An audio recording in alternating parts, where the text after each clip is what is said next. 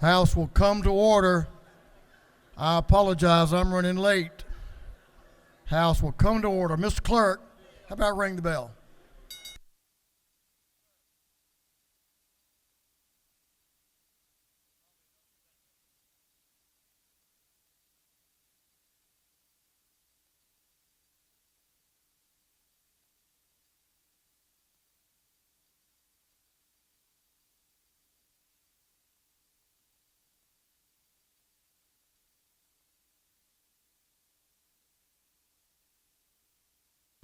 House will come to order.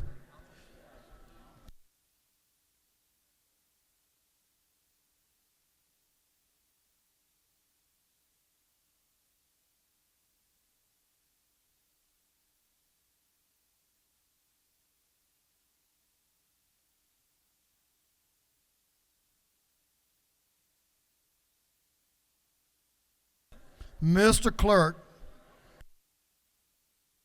pause that. Representative Williams, could I see you?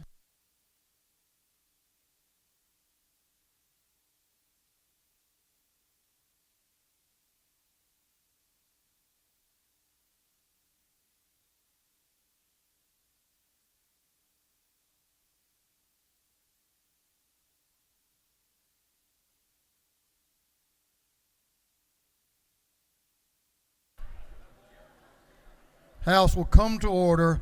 Mr. Clerk, will you read the caption to House Bill 1125, 1125? House Bill 1125 by Representative Cooper, the 45th, and others to be entitled an act to amend Title 34 of the Official Code of Georgia annotated relating to labor and industrial relations so as to phase out the payment of sub-minimum wage to persons with disabilities. This bill having referred to the Committee on Industry and Labor, that committee recommends that this bill do pass.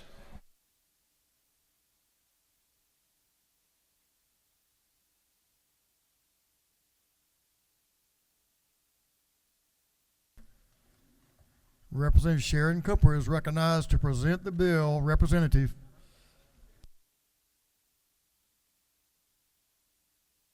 Ladies and gentlemen of the House, I bring you a special bill. It's House Bill 1125. Years ago, the federal government came up with a program called the 14C certificate. It was for the establishment across our nation of community rehabilitation programs for people with disabilities. It was a great idea, but it's one that didn't always work like it was supposed to. It was supposed to help people with disabilities learn a trade and then go out into the community. What many of them became were like sweatshops, where disabled people were caved together and they worked on a very boring type of repetitive behavior often, and even worse, they were paid a sub-minimal wage. That's what the government allowed, as little as 22 cents an hour for their work. In 2001, we were down to about 30 of these across our state. In 2015, we were down to 15. But there are 8 holdouts.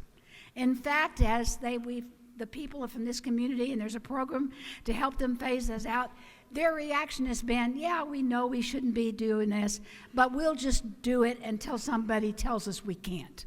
So what we're doing with this bill is we're going to tell them that state government does not approve of these. And there's this bill allows for a phase out, and there are federal grants to help these people, these last 8 industries, to help them phase this program out so they can get money to help them. But we need, with this bill, we will be sending a message to people with disabilities across our state, is that we value them, that they have a great deal to give their communities, that they can be employed, and that they are very valuable employees. If you talk to the people like Publix and Kroger's that hire them, they will tell you that when other employees don't show up on rainy days, people with disabilities that work for them, they are there for them. And I just saw something, and it said that with people going back to work, a huge percentage of the people going back to work have been people with disabilities. I am lucky this this session. My college intern, if you haven't met her, is named Leah. She's one of the best I've had. Leah's in the wheelchair. She can walk a few steps. She has one hand that she can use, and I'll tell you, she will outwork all of you. She is a great help. If you haven't met her, you may see me pushing her around to give her a break from using that one hand as she wheels herself around. She's an example. She's a senior at Georgia State. She wants to go on to law school so that she can work with her disability community. I am so honored to have her, and thank you, Mr. Speaker, for that program. So, like I say, this is phasing out the last of those 8 programs. It affects no others unless they were a 14C certificate. So it's only 8, and there is money to help these people phase out. And Mr. Speaker, if there are no questions, I will yield the well and ask for a favorable vote. The lady has a couple of questions. Okay, I'll take them. But only a couple, because I know time is short, and I don't want to keep somebody else from getting their bill on the floor. I appreciate that. Let's take a couple. To your Okay. left, Chairman Parsons has a question. Thanks, Speaker. Madam Chair, I appreciate all your work on these kind of things, and I think I'm familiar with some of the places that you've talked about. But my question is, and I'll just say the direct question, why are those places exempt from the minimum wage? Because the federal government years ago allowed to do it. Okay, thank you. Okay? Thank you. I think they thought it was a good idea and that it would help people, that they would train people and they would get them out into the community or among other people, let them be integrated into the community as a whole. Instead, they ended up working in almost, for many of them, like sweatshops where they were paid so little. Representative Seabaugh to your left has a question, if the lady will yield. Yes, ma'am. Yes, sir. Would the lady yield? Yes. Madam Chair, is it not true that a recent study found that 54% of Georgians living with a disability want a paid job but cannot find one? That's true. Thank you But for the they bill. want to be paid a fair wage for what they can do. And they can do, they're not the kind of imagination that many people have them, that they can barely function. They're high functioning, they're smart, they are capable. And we, with this bill, will be sending that message to Georgia people with disabilities all over our state. Mr. Speaker, if there are no other questions? You have one last question on one of your seatmates back there. Representative Chairman Carpenter has a question, if you'll yield. Does I the will. gentlelady yield? Yes, I will.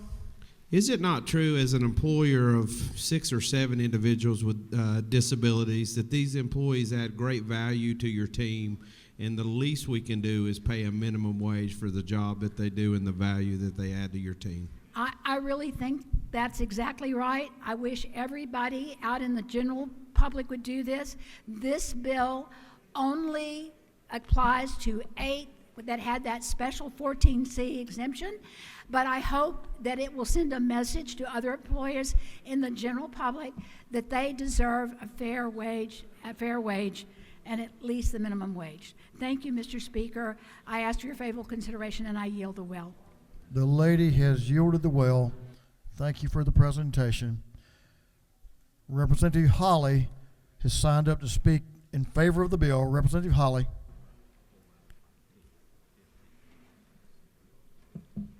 Thank you, Mr. Speaker.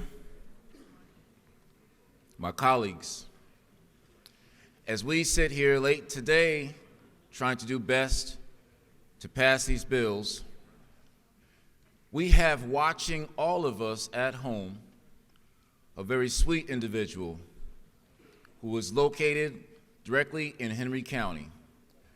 If you'll see on your screens, you'll see the lovely face of Miss Hannah Hibben. Hannah has been active at the Work for Eli program. This is a program that was put on through the Digital Technical Partners, or DTP. It's a program that was started by Jonathan Kendrick. He started because he has a son, Eli, who has Down syndrome and needed to be able to find a positive way within which he could be able to contribute to our society.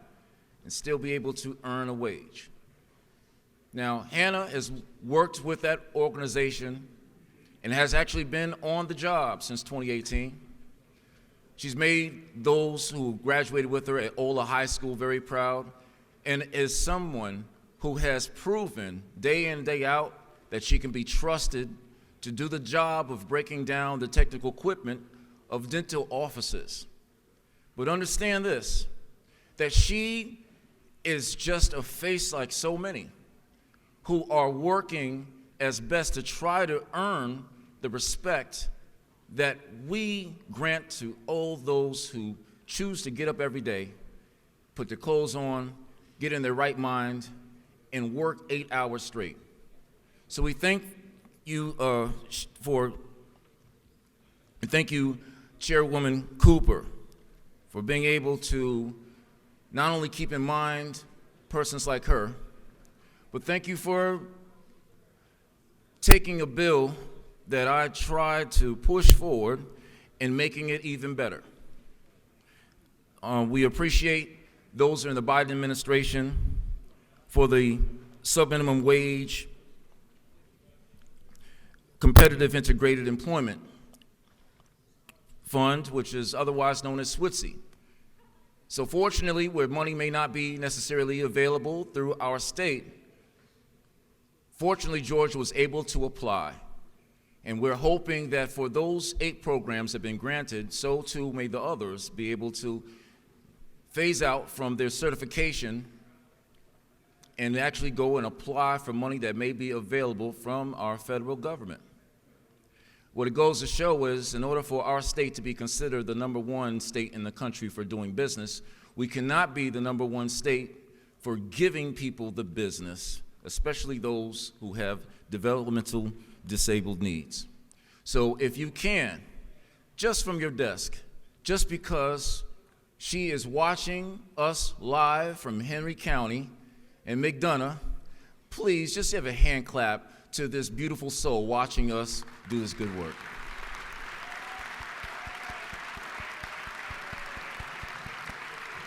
Thank you. I yield the well. Gentlemen has yielded the well after talking about a hard-working Georgian. We appreciate that. That concludes our comments on House Bill 1125. Is there any objection to the previous question being ordered? The chair hears none. The previous question is ordered. Is there any objection to agreeing to the report of the committee, which was favorable to the passage of the bill? Chair hears none. The report of the committee is agreed to. Shall this bill now pass? All in favor of the passage of the bill will vote yes. All those opposed will vote no. And Mr. Clerk, will you unlock the machine?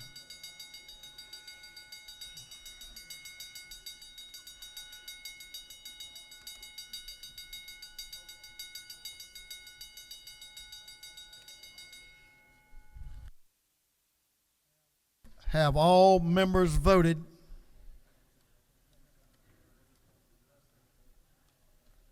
All members voted. If so, the clerk will lock the machine. On the passage of House Bill 1125, the yeas are 160, the nays are 0. The bill, having received the requisite constitutional majority, is therefore passed.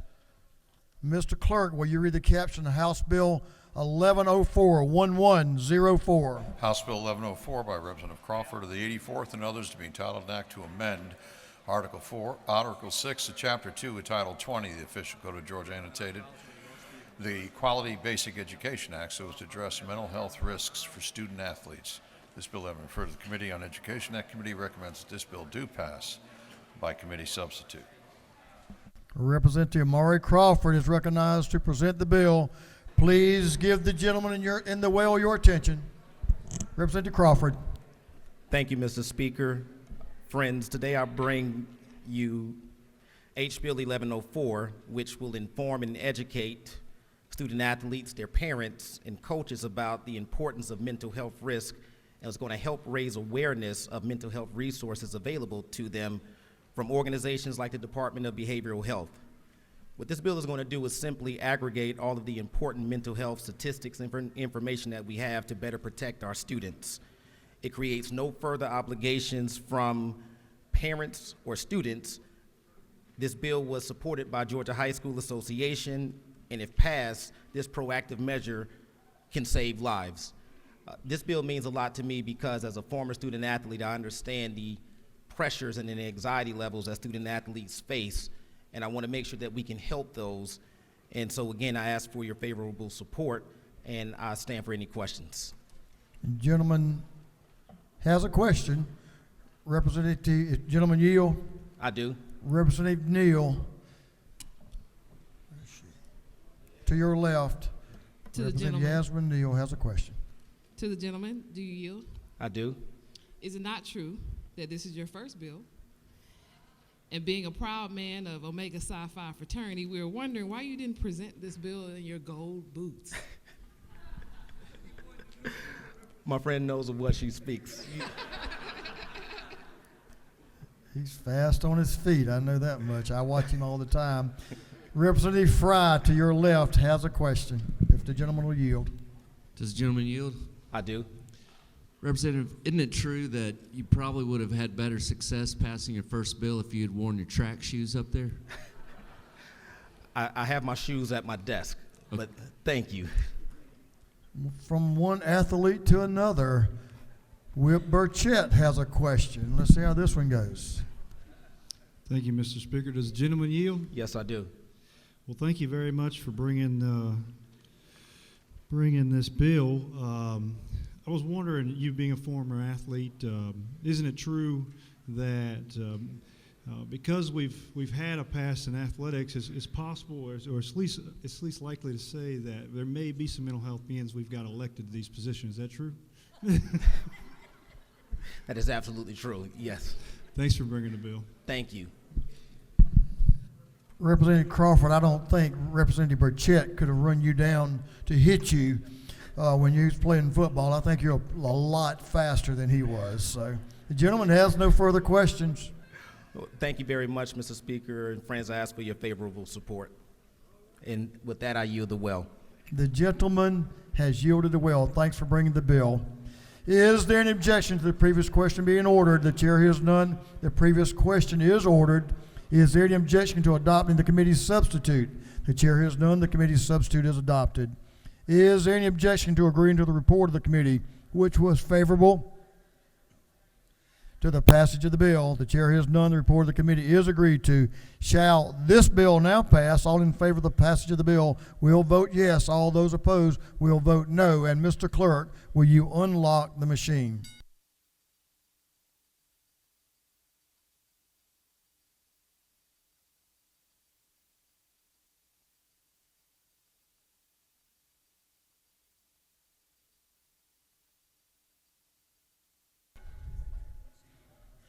Have all members voted? For what purposes Representative Gladney rise? Parliamentary inquiry, sir. State that inquiry. Is it not true that Representative Crawford represents one of the most outstanding freshman class of representatives that has ever graced the presence Well, of I this can tell you House, that's sir? up for debate.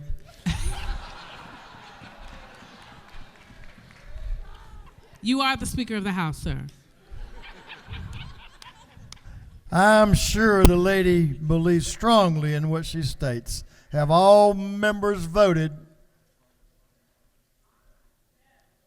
Have all members voted? If so, the clerk will lock the machine on the passage of House Bill 1104. The yeas are 159, the nays 4. The bill having received the requisite constitutional majority is therefore passed.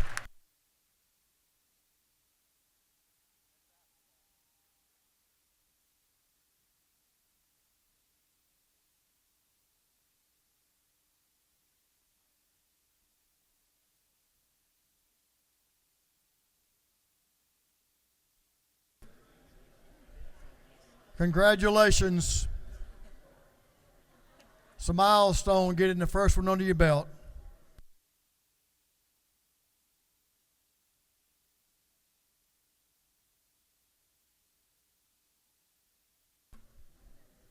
If y'all think that one was good, wait till this one comes along. Mr. Clerk, will you read the caption to House Bill 349. House Bill 349 by Representative Fleming of the 125th and others to be entitled an act to amend Title 43 of the official code of Georgia Annotated relating to professions and businesses so as to repeal Chapter 10 relating to barbers and cosmetologists and enact a new chapter. This bill has been referred to the Committee on Regulated Industries. That committee recommends that this bill do pass by committee substitute.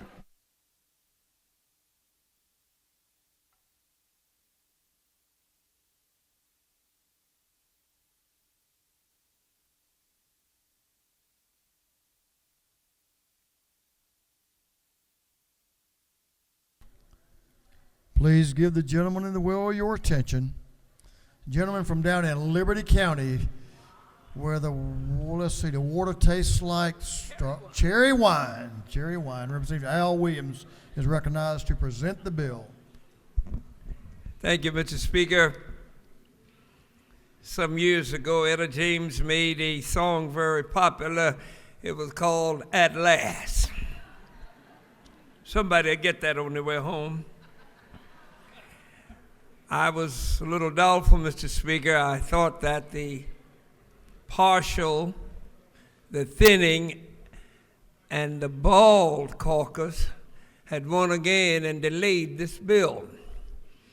But after 12 years and many tearful nights by Georgians all over the state who waited for the mobile barbershop bill, God is a good God. I want to thank first Chairman Powell and Representative Earnhardt. Certainly thank you. And one of the chairmen of the Ball Caucus, Representative Jason Riddle, who I brought around gracefully. This is a bill whose time has come after 12 years in the trenches. There's some bills that you fought hard over, but there's none that you fought longer over. But all this bill does is it lets Georgia move into the 21st century after poodles have been able to get mobile service,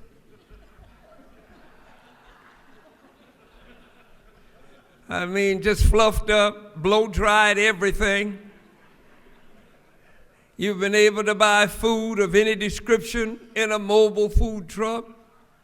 You could get a tooth pulled, a root canal, X-ray, give blood. I think there are even a few mobile nightclubs. You could do it all. Finally, Georgia, for those of you who still need it, you can get a haircut. So I'm moved this evening, and I'm tempted to give you about 30 minutes. And if I'd have gotten called earlier, and I think the speaker knew it, I was going to give you the 30-minute piece. But now you've heard, so you can relax, and I know you're happy. Don't be overly joyed. We have a long ways to go tonight. But with that, Mr. Speaker, if there are any questions, I will gladly answer them or turn them over to you. I'll take a couple of them, but I'm going to let you take a couple first, if you don't mind, if the gentleman will yield. The gentleman yields. The Representative Jason Riddle, to your right, has a question. On second thought, but my dear friend, Mr. Chairman. Do you yield, my friend in the well, does he yield for a question? I yield for a question. Can you riddle me this? How many lines was your bill to start with, and how many did we finish out with? Because of the complexity of this issue, we started out with at least 35 pages, lines almost into infinity. But because of the genius of the sponsor, I was able to narrow it down to a page and a half. Do you further yield for one more question? Yes, I yield. Is this your first bill? Well, believe it or not, having come into this house 22 years ago in the majority with a big M, I passed a few early on, and then I've had a terrible drought.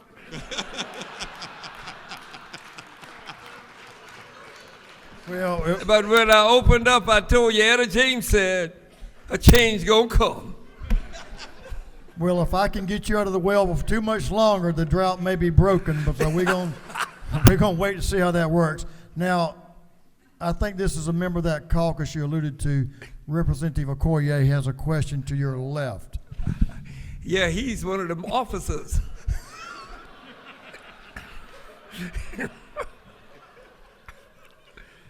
Does the gentleman yield? For my friend. Look at my head. What hair? Why do I have to vote for this bill? You make a great reflection of some people that have hair. Thank you, sir.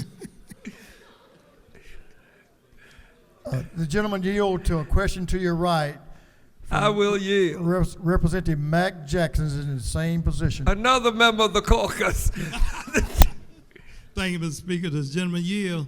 I will yield. We were just wondering, when the mobile haircut vehicle goes from county to county, will it have the water from that county, or will it bring the water from the coast that tastes like cherry wine?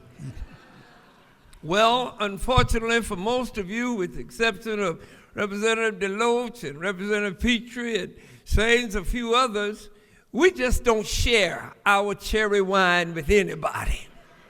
You have to come there, drink it, and if we approve you, we'll let you stay there. Gentleman has a couple more. I'd like for him to take one more to your left from a lady I think will offer some good insight here. Representative Stacey Evans is recognized for a question. Thank you, Mr. Speaker. Does the gentleman yield? Gladly for you, ma'am. Sir, you referenced coming in some number of years ago when Democrats were in the majority. And as someone who's never had that honor, I was just wondering if you could tell me about the good old days. Representative, it would take all night. The difference in today and 22 years ago is the difference in a salty pickle and some great ice cream. It's a little different, trust me. And I was an officer in my freshman year, and I welcomed in a young man a few years later from a little county called Effingham who was trying to make a name for himself, and now he's the speaker. No. Only because I have friends. If there are no other questions, Mr. Speaker, I'll yield the well. The gentleman has yielded the well. Let me hear it now. Good job, good bill. You've worked it long enough to perfect it. There's no doubt about that. Is there any objection to the previous question being ordered? The chair hears none. The previous question is ordered. Is there any objection to adopting the committee's substitute? Chair hears none. The committee's substitute is adopted. Is there any objection to agreeing to the report of the committee, which was favorable to the passage of the bill? Chair hears none. The report of the committee is agreed to. Shall this bill now pass? All in favor of the passage of the bill will vote yes. All those opposed will vote no, and the clerk will unlock the machine.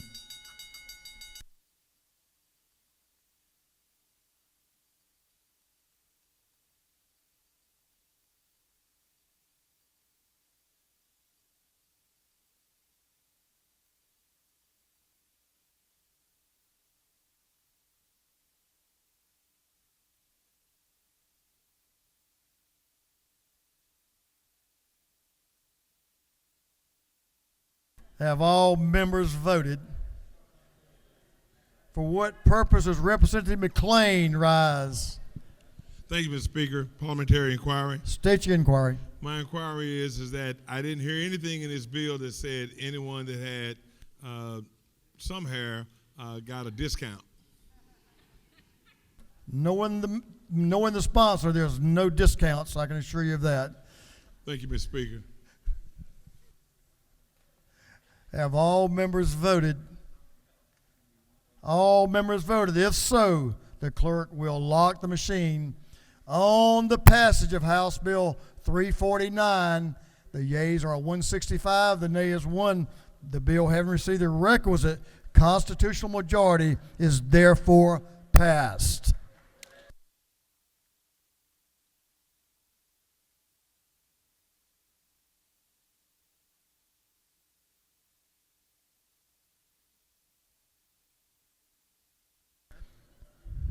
Members, we're now on the House Supplemental Rules Calendar number 2. We're going to take up House Resolution 1021, 1021. House Resolution 1021 by Representative Stevens of the 164th and others, a resolution proposing an amendment to the Constitution so as to provide for local governments to have the option to offer a statewide homestead exemption from ad valorem taxes. This resolution has been referred to the Committee on Ways and Means. That committee recommends that this resolution be adopted by committee substitute. Chair recognizes Chairman Ron Stevens, to present the resolution. Thank you, Mr. Speaker. Ladies and gentlemen of the House, what you have before you in House Resolution 1021 is thinking outside the box a little bit. Can remember back in 1999, whenever I had jet black hair, speaking of hair, I did something that people said wouldn't happen. I started the first floating homestead exemption, and we did it in Savannah. It's now in 70 of your taxing districts. Well, this is thinking outside the box as well, because they said that would never work. This is an opportunity for you to go back home once the constitutional amendment passes and do something for your senior citizens on their property taxes. It's about keeping the senior citizen working whenever they retire, if they so choose. If you're 65 years or older and you decide to volunteer at your county, your city, or your school board, and I keep thinking of all these teachers that we've got a shortage of, we can allow them to go back on the next year's property taxes if you earn a credit, and you can be paid, not in cash, but through a credit of $10 per hour or minimum wage to keep these senior citizens working if they so choose. This is a phenomenal idea. I would love to take credit for it. It's not mine, but it's something that we can do for our senior citizens, keep them active, and at a time that they need it the most on their property taxes, when their income is flat, they can get credit for the hours that they work on their property taxes when they need it the most. Mr. Speaker, I'll answer any questions that there are. There's a maximum of $500 per year that they can get off of their property taxes. This is clearly thinking outside of the box, and this is something you can go home and be proud of. Gentleman has a question, if you'll yield. Yes, Chairman sir. Martin, to your right. Chairman Stevens, there's a limit of $500. A serious question: would that apply in aggregate, or would a senior, if they chose to work, be able to get $500 off their Board of Education and $500 off their city, or is it in aggregate? It's a total of $500 on their property taxes. Against whichever one they would. Correct. The government approved it. Thank you. Yes. Mr. Speaker, I'll ask for your favorable consideration. This is one you can go back home and be proud of, and I'll yield the well. Gentleman has no further questions. He's yielded the well. Is there any objection to the previous question being ordered? The chair hears none. The previous question is ordered. Is there any objection to adopting the committee's substitute? The chair hears none. The committee's substitute is adopted.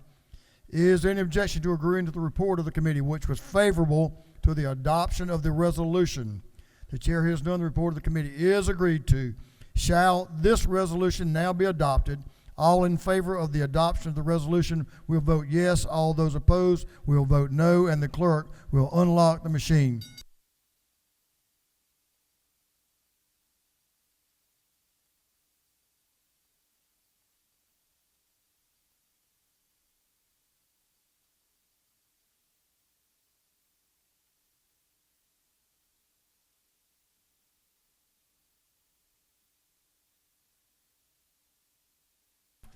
Have all members voted? If so, the clerk will lock the machine. On the adoption of House Resolution 1021, the yeas are 167, the nays are 0. The resolution, having received the requisite constitutional majority, is therefore adopted. Mr. Clerk, will you read the caption of House Bill 1318, 1318. House Bill 1318 by Representative Holcomb of the 81st, being entitled an act to amend Title 28 of the official code of Georgia Annotated relating to the General Assembly so as to repeal Chapter 10 relating to the Georgia Rail Passenger Authority Overview Committee and designated as reserved. This bill having referred to the Committee on Governmental Affairs, that committee recommends that this bill do pass by committee substitute. Chair recognizes Representative Scott Holcomb to present the bill. Representative Holcomb. Thank you, Mr. Speaker. In my spare time, I read the official code of Georgia Annotated. If you're wondering how, if you Google OCGA, the first two hits will take you either to Fulton County or the Georgia General Assembly. You could then click on that. And this is a fun fact for cocktail parties. Our titles are organized alphabetically. And so beginning with Title I, which is general provisions, Title II, which is agriculture, down to Title 53, which is wills, trusts, et cetera, you can then click and check out the chapters and the sections and everything else. So this bill was derived because in reading the code, I came across this Georgia Rail Passenger Authority Overview Committee, which is on page 7, and I thought, well, we don't do that. And so I then confirmed that we don't do it. I filed a bill to repeal it, and then apparently others have the same interest of reading the code for fun, and additional areas were added. So what this bill does, to kind of sum it up, is it repeals things that we don't do, it clarifies and corrects the language for what we do, and it's effectively an updating to reflect how the state does business. So I'm happy to answer any questions if there are any. Gentleman has a couple of questions. Representative Ramon, right in the center aisle. Does the gentleman yield? I do. What's your favorite title? Title 28, which is the General Assembly. Boom. Gentleman yield. I yield. Oh, he yielded the well.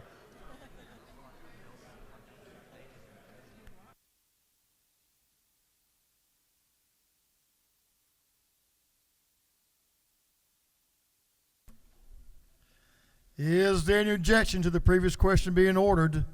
Chair hears none. The previous question is ordered. Is there any objection to adopting the committee's substitute? Chair hears none. The committee's substitute is adopted. Is there an objection to agreeing to the report of the committee, which was favorable to the passage of the bill? The chair hears none. The report of the committee is agreed to. Shall this bill now pass? All in favor of the passage of the bill will vote yes. All those opposed will vote no. And Mr. Clerk, will you unlock the machine?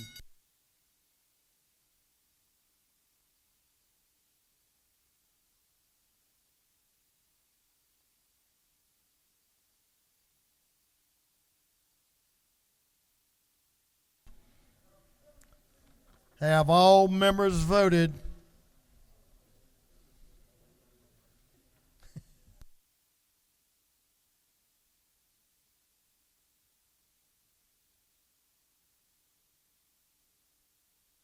All members voted. If so, the clerk will lock the machine on the passage of House Bill 1318. The yeas are 168. The nays are 0.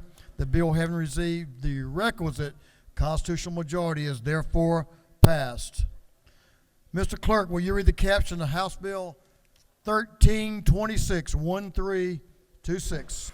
House Bill 1326 by Representative Stevens, the 164th and others, to be entitled an act to amend Chapter 13 and Title 16 of the Official Code of Georgia Annotated relating to controlled substances so as to provide for certain provisions relating to Schedule 1 controlled substances, Schedule 3 controlled substances, and Schedule 4 controlled substances. This bill having referred to the Committee on Health, that committee recommends that this bill do pass.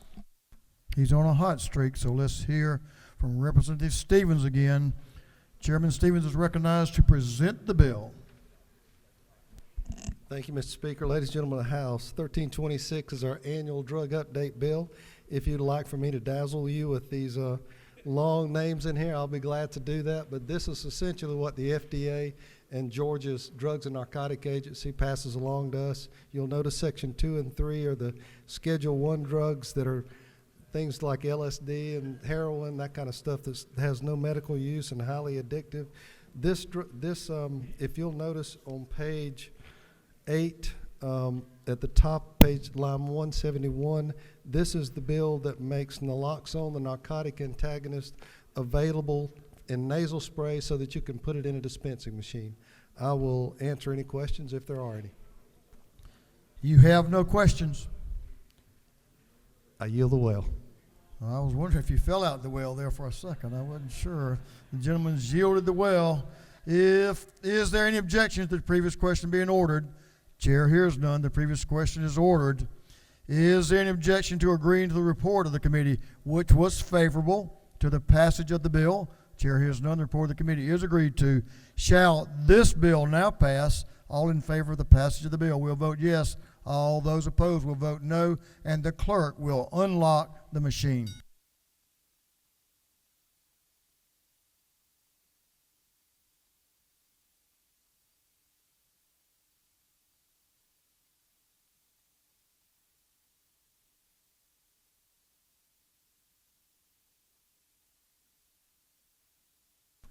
Have all members voted? All members voted. If so, the clerk will lock the machine. On the passage of House Bill 1326, the yeas are 167, the nays are 0. The bill, having received the requisite constitutional majority, is therefore passed. Mr. Clerk, will you read the caption to House Bill 1363, 1363? House Bill 1363 by Representative Mathiak, the 74th and others to be entitled an act to amend Part 1 of Article 1 of Chapter 18 to Title 45 of the Official Code of Georgia Annotated relating to state employees' health insurance plan so as to require that drugs dispensed to a covered person for self-administration under state health plan be reimbursed using a transparent index-based plus a dispensing fee. This bill having referred to the Committee on Health, that committee recommends that this bill do pass by committee substitute.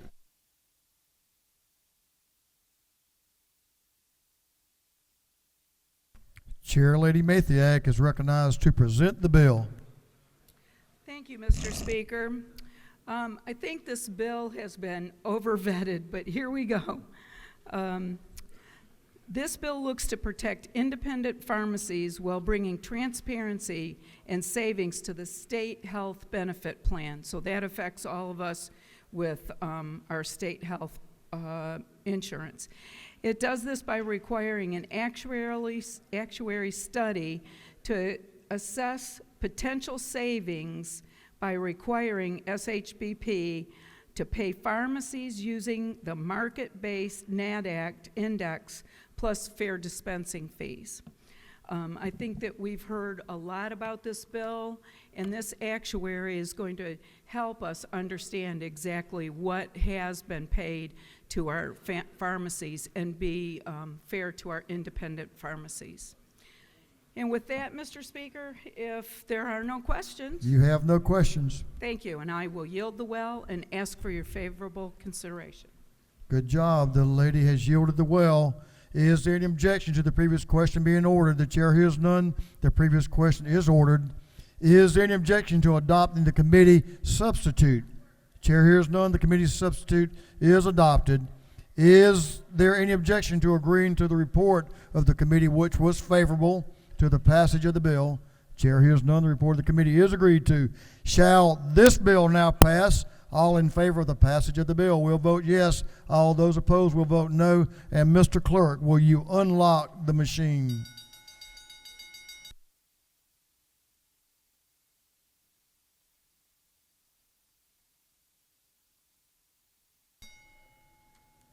Have all members voted? For what purpose does Chairman Knight rise? Parliamentary inquiry. State your inquiry.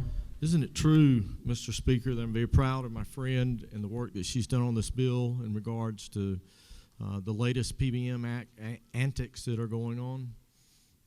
I know the gentleman is a wise person when it comes to PBMs Act and drug charges, so I respect your authority. I respect your question.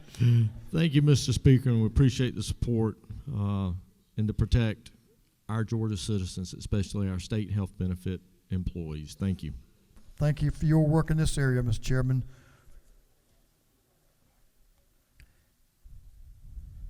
Have all members voted? If so, Mr. Clerk, will you lock the machine on the passage of House Bill 1363? The yeas are 167, the nays are 0. This bill, having received the requisite constitutional majority, is therefore passed.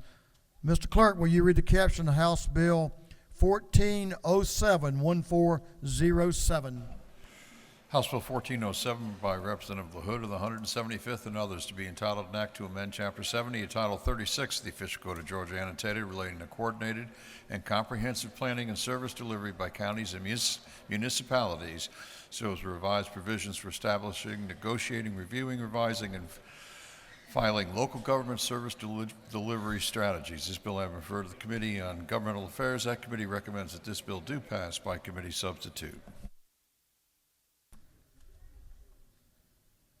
Chairman LaHood is recognized to present the bill. Representative LaHood. Thank you, Mr. Speaker and members. House Bill 1407 is the result of a joint study committee that I co-chaired over the summer and fall to find some solutions to our service delivery strategy and dispute resolutions that our counties and the municipalities that lie within those counties go through every 10 years. And so we came up with a list of recommendations. This bill addresses most of them. GMA and ACCG were heavily involved in the bill, and they're supporting it. And so I could go in depth, but at this late hour, I'd like to just ask for your favorable consideration. You have no questions. I'll yield the well. Thank you. The gentleman has yielded the well. Is there any objection to the previous question being ordered? Chair hears none. The previous question is ordered. Is there any objection to adopting the committee's substitute? Chair hears none. The committee's substitute is adopted. Is there any objection to agreeing to the report of the committee, which was favorable to the passage of the bill? Chair hears none. The report of the committee is agreed to. Shall this bill now pass? All in favor of the passage of the bill will vote yes. All those opposed will vote no. And Mr. Clerk, will you unlock the machine?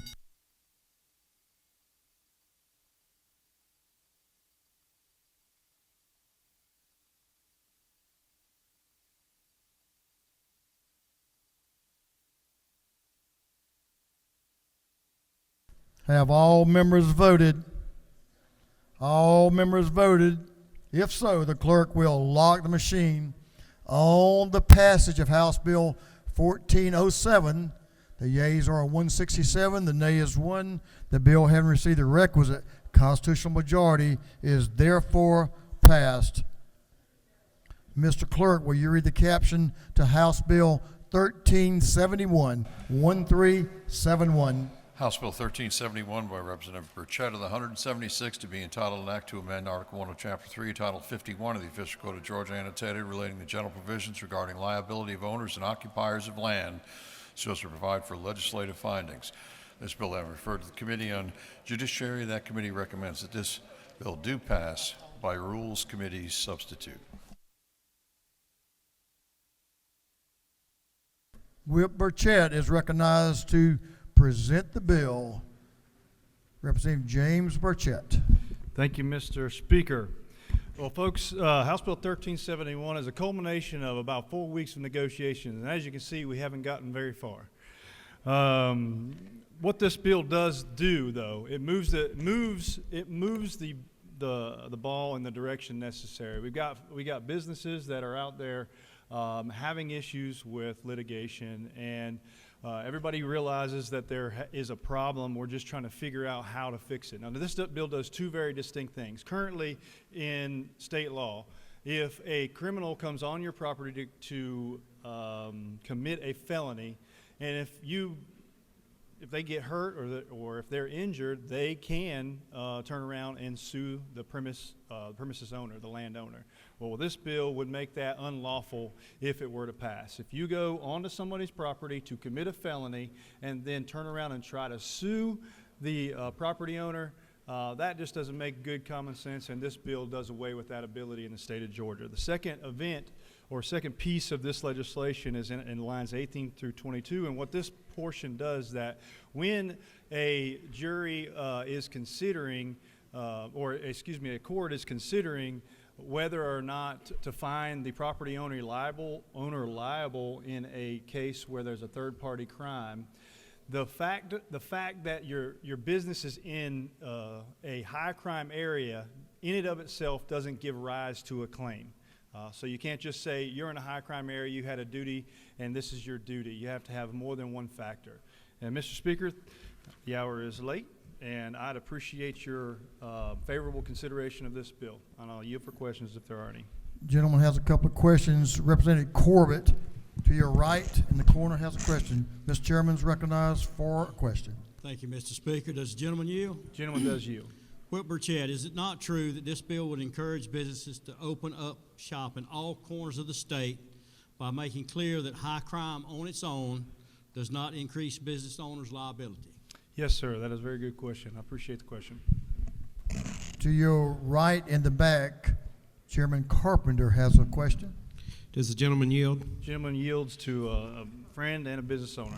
Thank you. Thank you for bringing this legislation. Obviously, tort reform is a big issue for small business across the state, but I think this bill, more than anything, if my friends on the other side of the aisle will listen up, does something to hopefully address food deserts and retail deserts in high crime areas that I think is important for their constituents. That's a fact. Thank you for the question.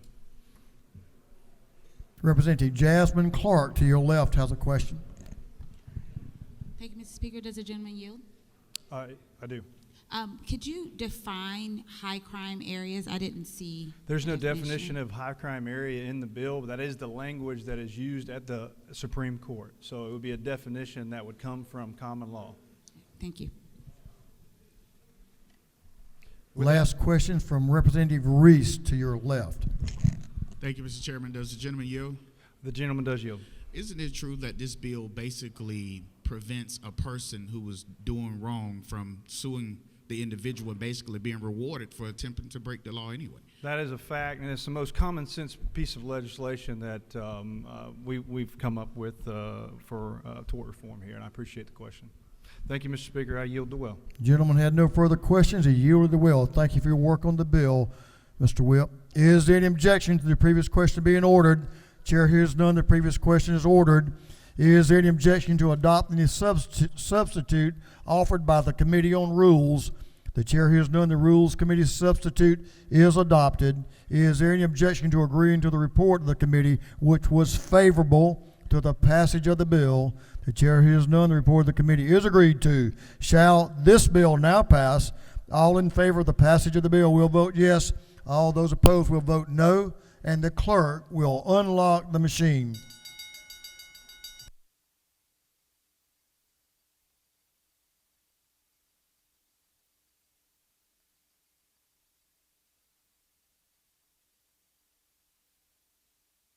Have all members voted?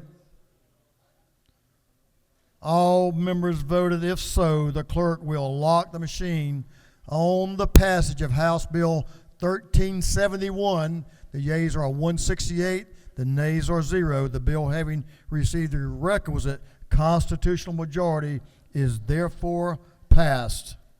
Mr. Clerk, will you read the caption to House Bill 1253, 1253? House Bill 1253 by Representative Anderson to the 10th and others to be entitled an act to amend Part 1 of Article 2 of Chapter 8 of Title 50 of the Official Code of Georgia Annotated relating to regional commissions so as to revise the composition of the governing council for the regional commissions. This bill having referred to the Committee on Governmental Affairs, that committee recommends that this bill do pass by Rules Committee substitute. Representative Victor Anderson is recognized to present the bill. Representative Anderson. Thank you, Mr. Speaker. Colleagues, I would love to tell you that this bill was my original idea because it's a good bill. This is a bill that solves a problem that has been building for a long time. But this is a bill that came out of our Rural Development Council. It's a bill that was actually presented earlier this year in our Governmental Affairs Subcommittee by Chairwoman Lynn Smith. And I'm proud today to bring it under the number and under my title here. What 1253 does, and if you look up at the map that's on the wall here, you'll see those kind of orange, pinky looking colors there. That's 37 counties where you have clusters of at least 3 counties together that are contiguous that have had decreases in population and decreases in tax revenues for 3 years in a row. These are small, populous counties, but large areas. They have trouble providing the services that we as a state require them to provide to the citizens without having to continually go up on their taxes. What House Bill 1253 does is it creates a special rural district which would allow those counties through agreement to band together and look at providing services jointly to meet the requirements and the needs of their citizens without having to continually increase taxes and to get some economy of scale. That's the bill in a nutshell. I know that Chair Lady Smith is going to be speaking to the bill also. Mr. Speaker, I'll yield for any questions or... Gentleman has no questions. Okay. In that case, I would ask for your favorable consideration, and we'll step off the podium to allow the next speaker. Good job.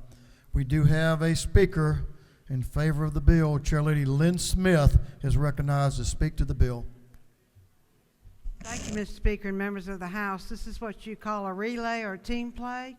I could not have done this. The bill, when I first presented the concept, was a concept, but the problem was obvious and very strong before the Rural Council that was created early on by David Ralston. This problem is increasing. So this is just the first hit at this, or the first part of the relay. ACCG helped me with this map, but there are several more areas that they need to apply this to, and so this is growing. The best way to give you a concept of what is happening, in the interim, our appropriations analysts put together a fact book for us, if any of you kept that. And they have a pie chart. And in the pie chart, 79% of the population lives in 41 urban counties. 21% of the population lives in 118 rural counties. And so this is going to continue as our population concentrates in certain urban areas. But our state is only as strong as our weakest points. And this is something we need to be aware of.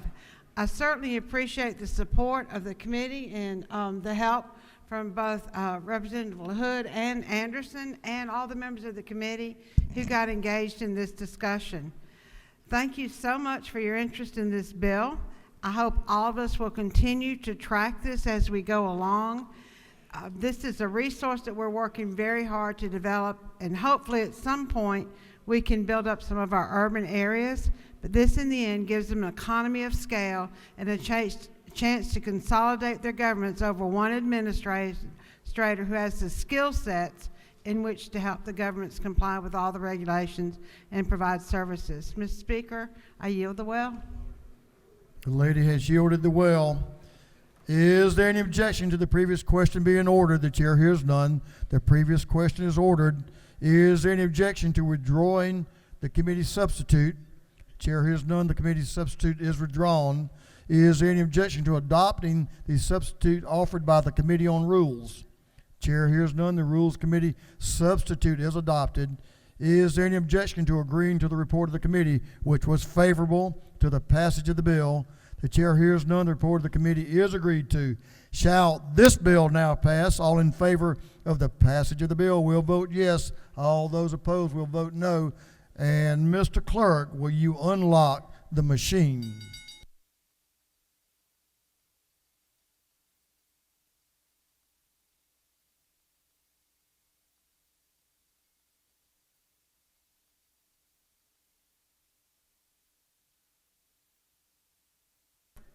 Have all members voted?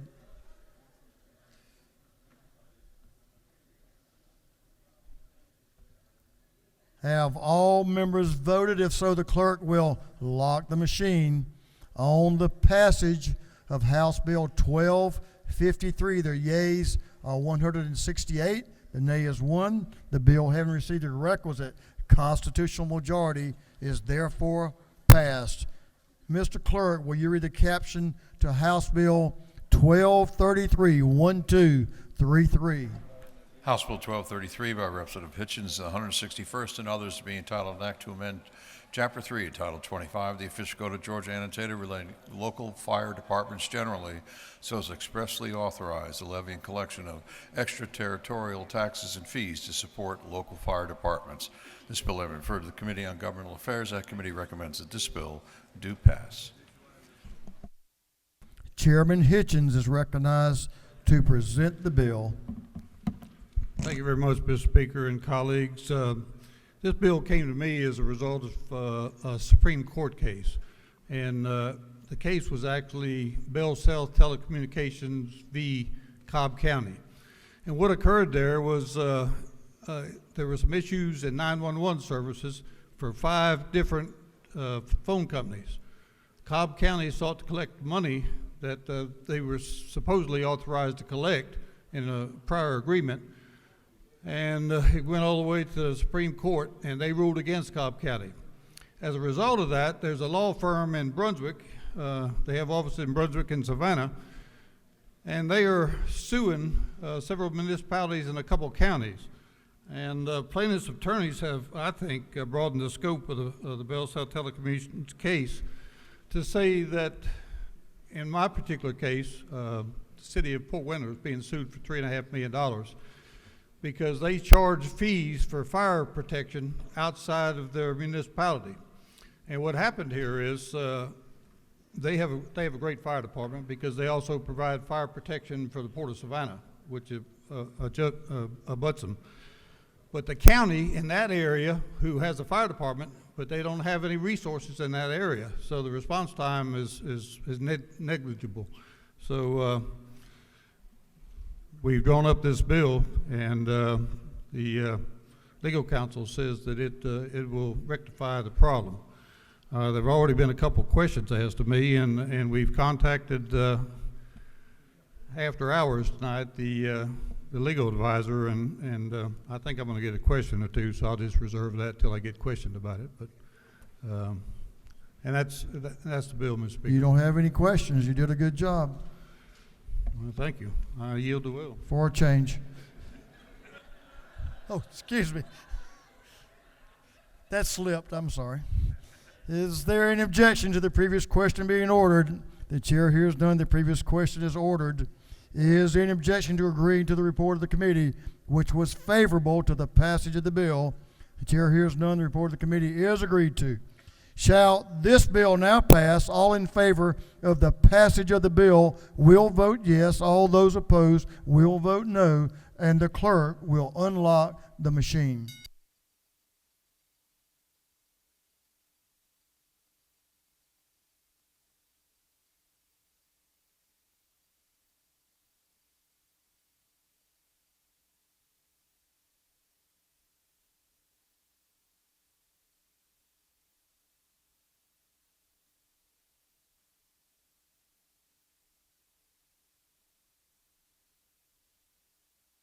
Have all members voted?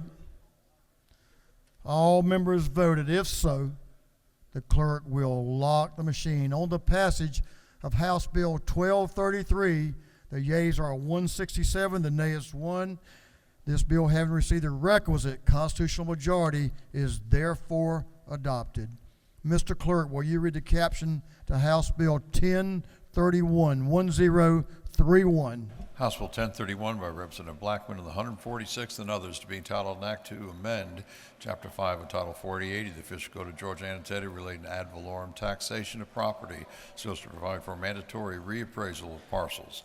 This bill having referred to the Committee on Ways and Means, that committee recommends that this bill do pass by committee substitute. Representative Washburn is recognized to present the bill. Thank you, Mr. Speaker. Ladies and gentlemen of the House, I present House Bill 1031. I was privileged to chair a study committee on ad valorem taxation for Chairman Blackman last summer, and we met for 2 days, and these are some of the things that came out of that study committee.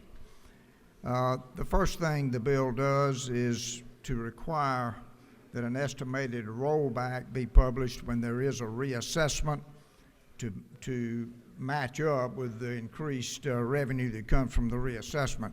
So that is required. There's also a statement that was put in that I think is very worthwhile for you and for the taxpayers you represent.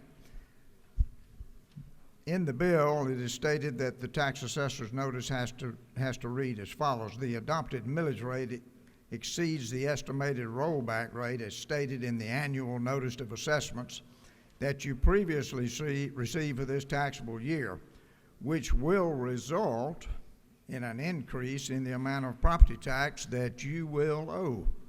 So that's a very plain statement that I think is appropriate for the taxpayers to see. One other aspect of the bill is the chief appraiser in every county is required to reassess reappraise properties at least every 3 years. There's some improvement to the sales ratio study language. And lastly, there is an opportunity to appeal the digest to the Superior Court if the folks that are appealing don't like what the Board of Arbitrators has ruled. The last thing, it removes the dollar amount of the property taxes from the assessment. Previously, that was there based on the previous year's millage rate. It causes a lot of confusion with people. They would come and try to appeal, thinking they could appeal their taxes. So that is a summary of the bill. Mr. Speaker, I'll be glad to entertain any questions. You have several questions. Representative Camp to your left has a question. Representative Beth Camp. Does the gentleman yield? I will yield for the chair lady. Thank you so much. Thank you for bringing this bill. Isn't it true that this whole package of HB 1031 is really an opportunity for the taxpayers to have more transparency and more understanding of their tax bill? So hopefully there'll be an easier transition with millage rates and assessments change, and also for our tax commissioners who have been struggling with sales ratio studies, especially in smaller counties. That is true. Thank you. Gentleman, yield for another question. Representative Kelly to your left again has a question. Representative Kelly. Thank you, Mr. Speaker. Will the gentleman yield? I will yield to my friend. Thank you, Representative Washburn. During our committee, we had a lot of conversation about transparency and clarity for the taxpayer, but isn't also one of the big goals here is also accountability for the local governments, that if they don't honor the estimated rollback, that they have to put that very clear and concise statement advising the taxpayer that they will now receive a tax increase. That is true. Thank you for the bill. Thank you. Gentleman, yield for another question from Representative Wilkerson to your left in the back. I will yield for one more. Thank you, Mr. Speaker. Does the gentleman yield? I do.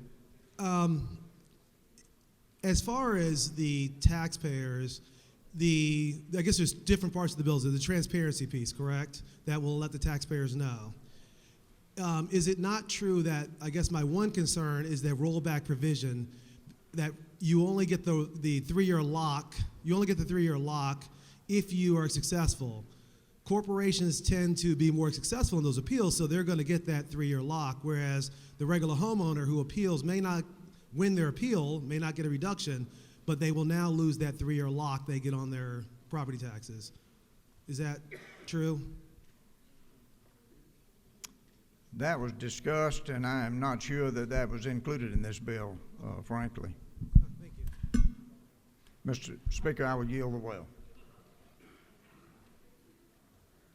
The gentleman has yielded the well. He had a couple more questions, but he yields the well. Is there any objection to the previous question being ordered? The chair hears none. The previous question is ordered. Is there any objection to adopting the committee's substitute? Chair hears none. The committee's substitute is adopted. Is there any objection to agreeing to the report of the committee, which was favorable to the passage of the bill? The chair hears none. The report of the committee is agreed to. Shall this bill now pass? All in favor of the passage of the bill will vote yes. All those opposed will vote no, and the clerk will unlock the machine.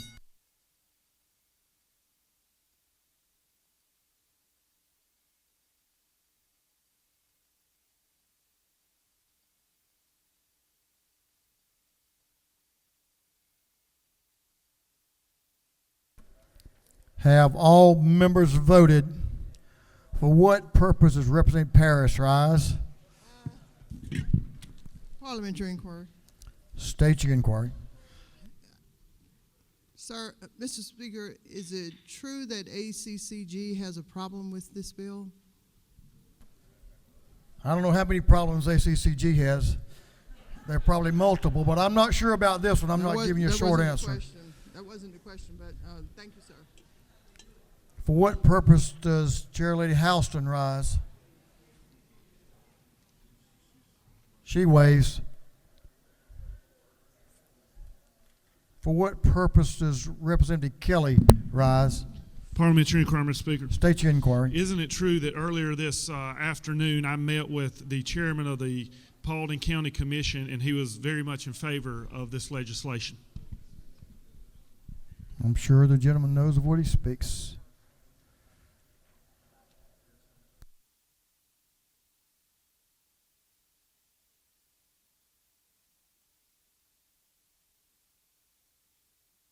For what purpose does the author rise, Representative Washburn?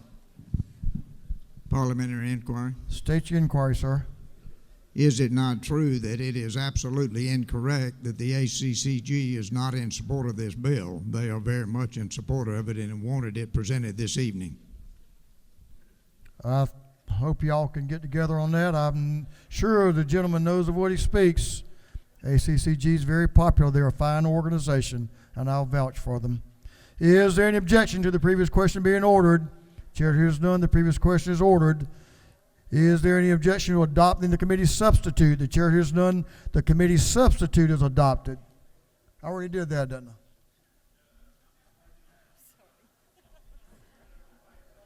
I? Oh boy, I was in a hurry there. I think y'all all have voted. Have all the members voted? If so, the clerk will lock the machine.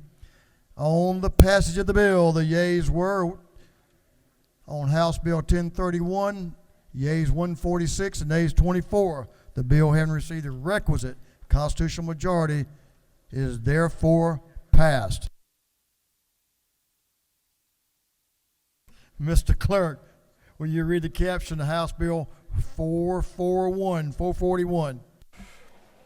House Bill 441 by Representative Dempsey, the 13th, and others to be entitled an act to amend Chapter 11 of Title 43, the official code of Georgia annotated relating to dentists, dental hygienists, and the dental assistants so as to authorize and regulate teledentistry in the state by licensed dentists. This bill having referred to the Committee on Health, that committee recommends that this bill do pass by Rules Committee substitute. Representative Katie Dempsey is recognized to present the bill. The lady from Rome. Thank you, Mr. Speaker. I know we've had a lot of paper on our desk today, but early this morning you received an important one that I want to remind you about. Many of you may have gotten text messages and emails and calls from dental hygienists who were not so sure about this bill. But it's pretty historic that you found somewhere in all that paper a letter from the Georgia Dental Association and the Georgia Dental Hygienists Association supporting this measure. So if that is in your mind right now, that the hygienists are not in favor of this, you can hit the erase button because they are, and that is because of much work that took place on HB 441. This is simply a measure that authorizes and regulates the practice of teledentistry in Georgia by Georgia licensed oral health care team members, particularly in our rural and underserved areas of this state. And our Title I schools, assisted living facilities will benefit gratefully from this. It codifies teledentistry into Georgia law as it was first practiced under an executive order during the COVID pandemic. It is a good measure. It will help people who need services and are not getting them right now. Mr. Speaker, if there are any questions, I will be glad to take them. If not, I will yield the well. The lady has a question from one of the learned practitioners of dentistry in our state, Chairman Hawkins. Does the chair lady yield? I certainly do. This is a very good bill, and won't this bill increase the access to health care throughout Georgia?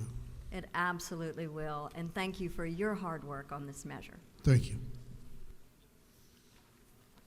Lady has no further questions. Thank you, Wait, Mr. hold it. She'll hold it just for a moment. I had a good question. The lady's also knowledgeable about oral health.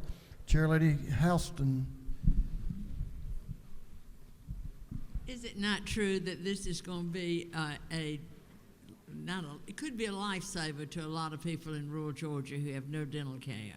And I appreciate you bringing this.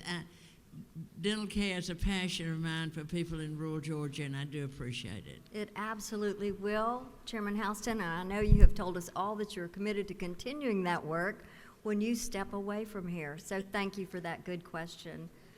If there are no further questions, Mr. Speaker, I will yield the well and ask for everyone's favorable support. The lady has yielded the well.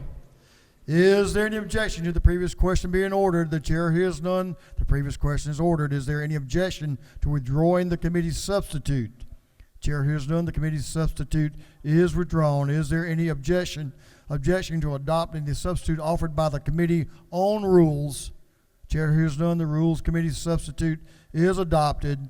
Is there any objection to agreeing to the report of the committee, which was favorable to the passage of the bill? The chair hears none. The report of the committee is agreed to. Shall this bill now pass? All in favor of the passage of the bill will vote yes. All those opposed will vote no, and the clerk will unlock the machine.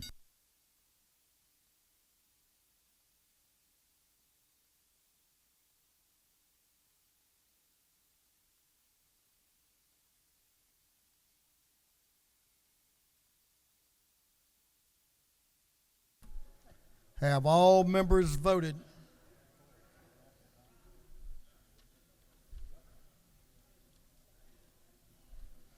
Have all members voted? If so,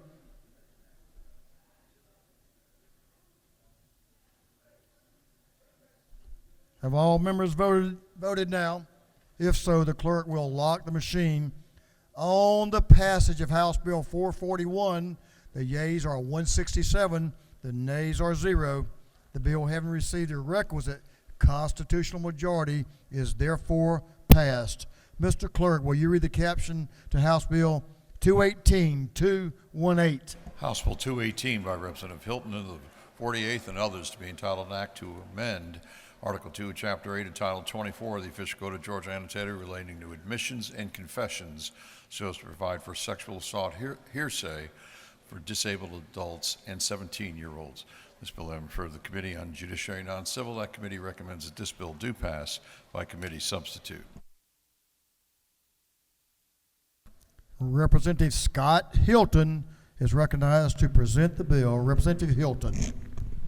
Thank you, Mr. Speaker. We've heard you say it many times. It's a good day in Georgia, and I'm going to say it's a good night in Georgia, because we are standing up today for those who need a voice. And we're doing that once again with House Bill 218. Those who suffer from elder abuse, who are either an elder or those with a disability, we are allowing their hearsay to be allowed in court. I want to thank Chair Lady Cooper for bringing me this bill. We've worked on it for a couple years now. Prosecuting attorneys are on board, defense attorneys are on board, and judiciary it passed unanimously. And so with that, I'll pause for any questions. Gentleman has no questions. Hearing none, I'll yield the well. Thank you. The gentleman has yielded the well. Is there any objection to the previous question being ordered? Chair hears none. The previous question is ordered.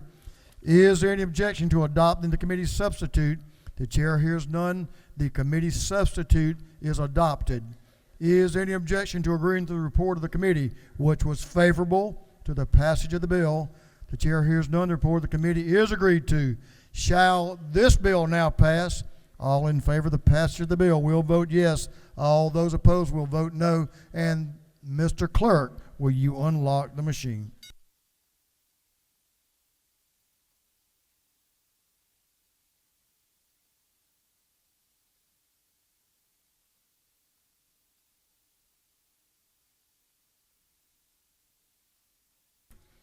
Have all members voted?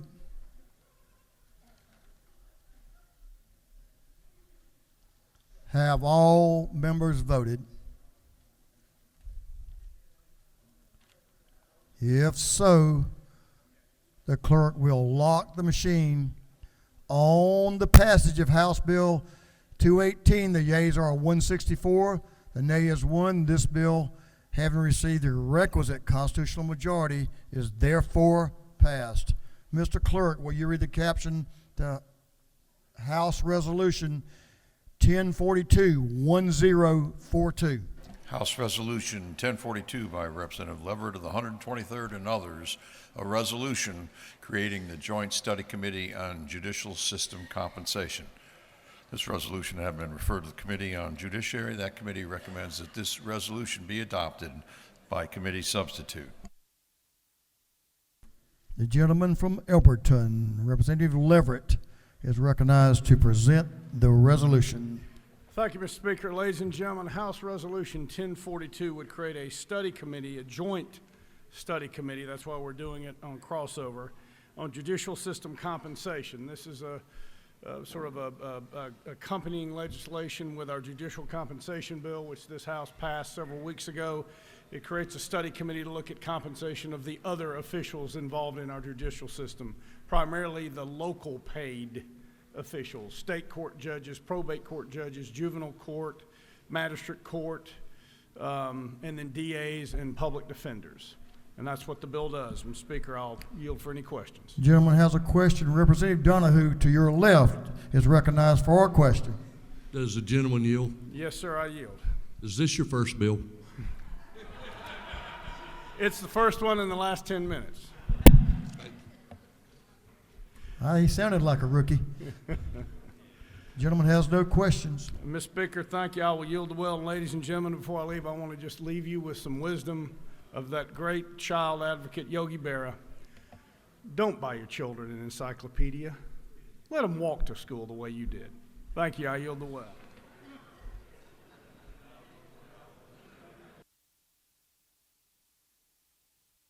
Okay.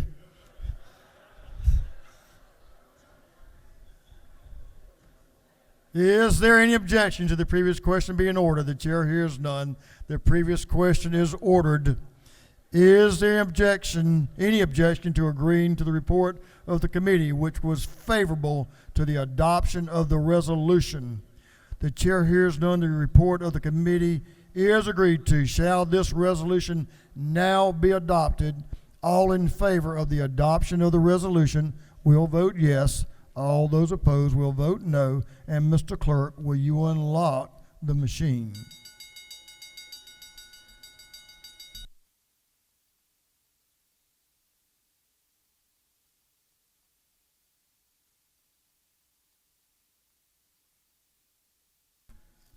Have all members voted? All members voted. If so, the clerk will lock the machine on the adoption of House Resolution 1042. The yeas are 164. The nays are 0. The resolution, having received the requisite constitutional majority, is therefore adopted. Mr. Clerk, will you read the caption to House Bill 910-910? House Bill 910 by Representative Jaspers of the 11th and others to be entitled an act to amend Title 39 of the Official Code of Georgia Annotated relating to minors so as to create a civil remedy for damages against commercial entities that distribute material harmful to minors without performing age verification. This bill having referred to the Committee on Judiciary. That committee recommends that this bill do pass by committee substitute. Chair recognizes Representative Jasper to present the bill. Thank you, Mr. Speaker.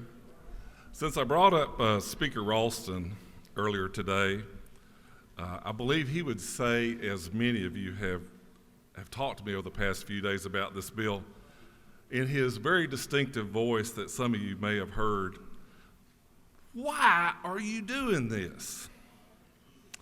Because I'm probably not the guy that you would think would be in the well of the House talking about porn.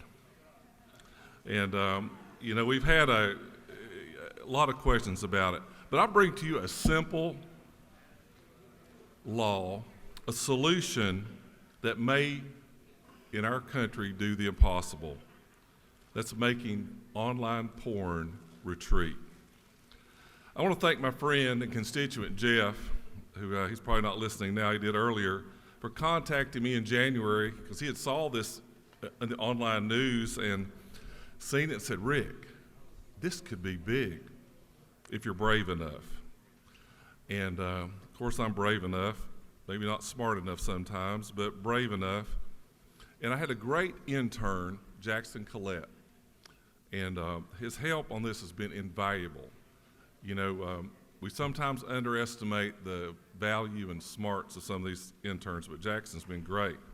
So what it'll do, the law requires that users of porn sites prove they're 18 years old before accessing a site that has over 33% of pornographic material.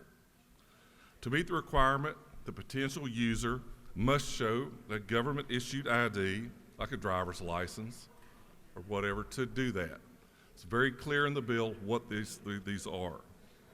Companies that violate this law can be sued for damages in the local court by the parents of the minors who were able to access the site without being verified.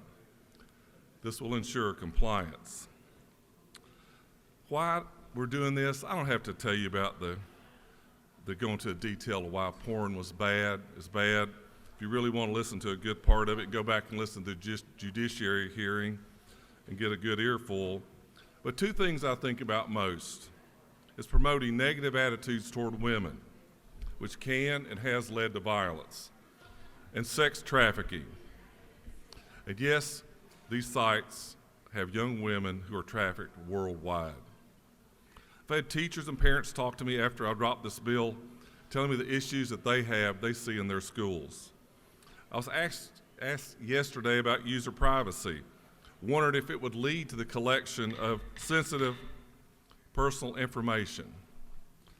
Well, first, you don't have to get on a porn site and not worry about it, but the law protects privacy by requiring that all information collected be deleted upon verification. The law only requires a user to produce a government ID, which is already required for many activities that prohibit minors from attending. Vaping, driving, voting, going to adult bookstores, other things like that, all require this ID. So what happens? Mr. Jaspers, we do this. What happens? In the 9 states that have enacted this bill, most of them have left the state, geofenced their pornography site out of the state so it's not available. It worked. And it's been going around. Yes, there is a bill in Washington to do it, but they'll never get it done. We know that. And so porn sites just leave the state. You know, Mr. Speaker, members, I'm glad Jeff asked me about this. I never had thought about it until he got with me and talked to me about it. And I'll be glad to answer questions. You know, it's a very legal bill, and I really want to thank the Judiciary Committee for being so kind to me and helping me through this with some very legal questions and ideas and changes. And, you know, Chairman Gunner's committee is very, very helpful. But I'll be glad, Mr. Speaker, to answer any questions, and I hope we can do this so we truly can protect children. Thank you, Mr. Speaker. You have a couple of questions. Representative Jasmine Clark to your left has a question, if the gentleman will yield. Yes, sir, I'd be glad to. Thank you, Mr. Speaker. The gentleman yield. Yes, ma'am. So how does this work for sites that are, how do I put this? There are sites that are used where people upload themselves. You'll have to speak up. I can barely hear you. People upload themselves. Let's say OnlyFans. I don't know anything about OnlyFans, never been there, but I'm just saying. How would this affect that? Because in that case, that is an individual's page.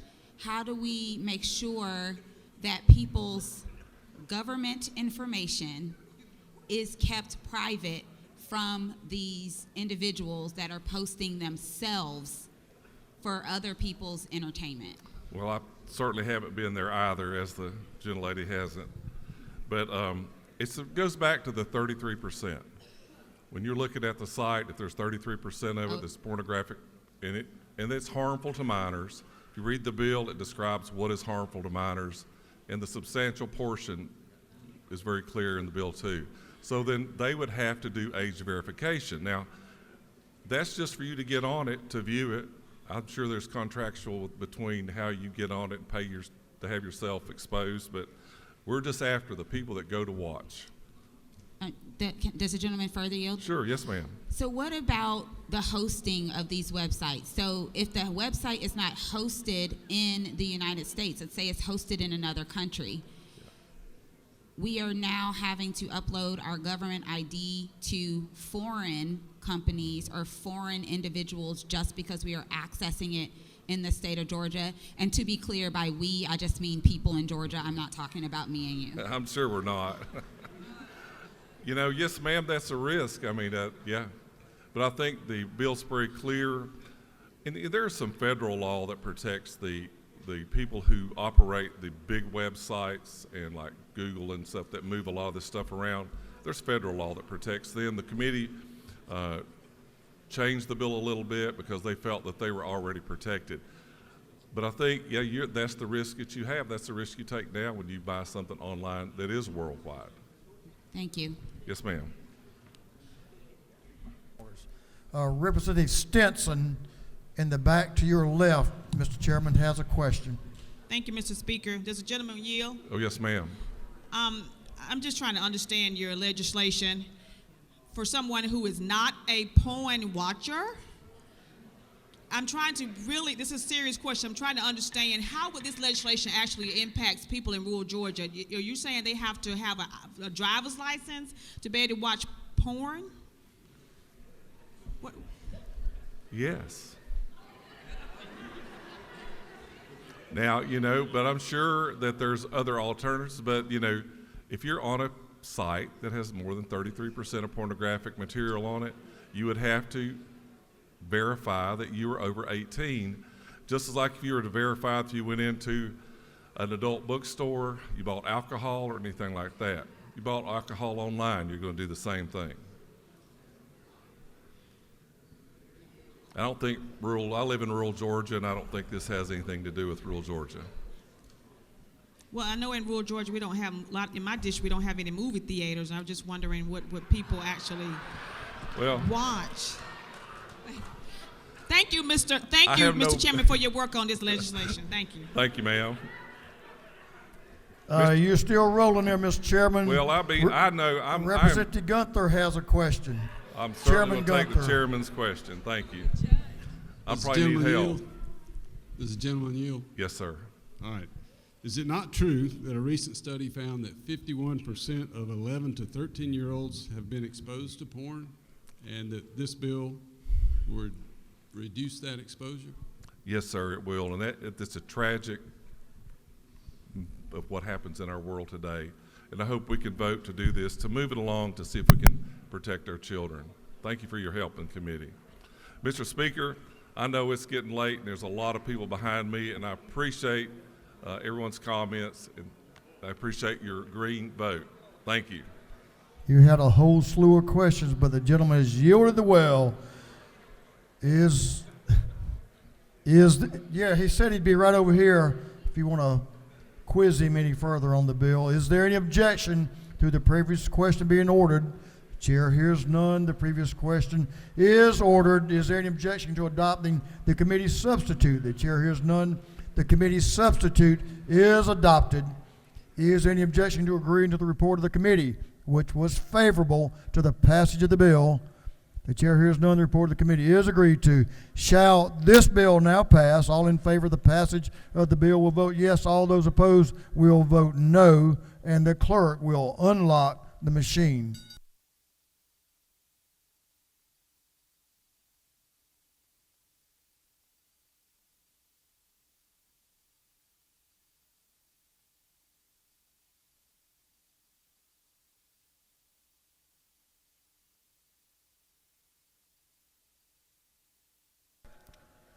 Have all members voted. For what purpose does Representative Hong rise? Parliamentary inquiry, Mr. Speaker. State your inquiry. Mr. Speaker, is it not true that nothing in this bill will infringe on free speech or prevent an adult from choosing to view explicit material? I'm sure the learned lawyer that the lady is understands the implications of the bill. I'm sure she's correct. For what purpose does Representative Jason Ridley rise? Parliamentary inquiry.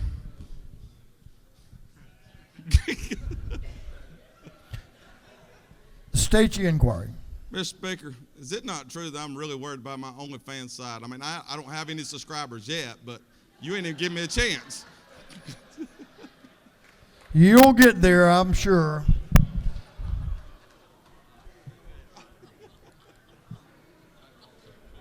I'm going to take a couple more.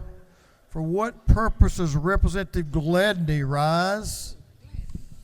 Parliamentary inquiry, sir. State your inquiry, ma'am. Is it not true that my youngest son, who is now 23 years old, saw the Kim Kardashian video when he was in the 3rd grade, and it changed his life forever?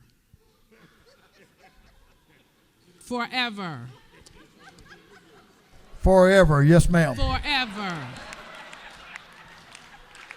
Those glasses are doing that for me, too, I can tell you that.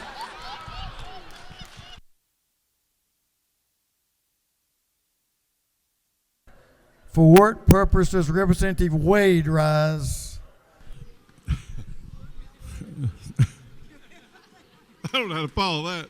All right, parliamentary inquiry. State your inquiry. Is it not true that this House has a record of bipartisan support for the protection of children, their innocence, and their safety all across every corner of this state? And I commend the carrier of this legislation for his effort. I know that to be true. Thank you for your inquiry. We'll take one more. Representative Amati Barnes is recognized for a question, for a parliamentary inquiry. Thank you, Mr. Speaker. Is it not true that 13-year-olds have access to all different kind of apps that can get away around this anyway? I'm just not sure, so I'll trust the lady's opinion. Have all members now voted? If so, the clerk will lock the machine on the passage of House Bill 910. The yeas are 165. The nay is 1. The bill, having received the requisite constitutional majority, is therefore passed. Mr. Clerk, will you read the caption to House Bill 1149, 1149? House Bill 1149 by Representative Maynard of the 56th and others to be entitled an act to amend Article 1 of Chapter 81 of Title 36 of the Official Code of Georgia Annotated relating to local governments, budgets, and audits, so as to require local constitutional officers to annually report audits of discretionary funds to the General Assembly. This bill has been referred to the Committee on Governmental Affairs. That committee recommends that this bill do pass by Rules Committee substitute. I'm having way too much fun, so you guys are going to have to listen up. Give the lady in the well your attention. Representative Maynard is recognized to present the bill. Thank you, Mr. Speaker. I'm going to make this very short because I told you I could do it in 30 seconds. The only thing that this bill does is right now we have constitutional officers that are defined on pages 65 to 66. They have to report how they spend the appropriated funds. There are funds that they have that are discretionary that they do not have to report at the moment, and so this bill simply says they must report their discretionary funds to the county. What they do with the discretionary funds, this bill has nothing to do with that. They will still be able to use the discretionary funds as they choose to. I'll yield the well if there are no questions. You have a question to your left. Representative Oliver is recognized for a question. Does the lady yield? Well, let me first say that we fixed the question that you had. I will yield. You're thinking ahead of how I'm thinking. The question in committee is if my clerk of DeKalb County Superior Court gets personal income from passport fees that in no way belongs to DeKalb County under the law. Doesn't your bill require somebody to audit her personal income from passport fees? How did you fix that? Okay, your question, and if I may, your question in committee was, how do you define discretionary funds? So it is now defined in this bill. Any further questions? Does the lady further yield? I don't. Yes or no? Sure, yes. Thank you. I guess my problem is with your definition of discretionary funds. It's personal discretionary funds. It's not public discretionary funds. That's my problem. So my issue about us auditing the tax commissioner of Fulton County's personal money or the DeKalb clerk's personal money is still a problem for me. Thank you, Mr. Speaker. So I'll answer that question. Discretionary funds are the county, the people's money. There is not a probate judge, a tax commissioner that has their name listed on any government building. Any money that comes in through the government is the government's money.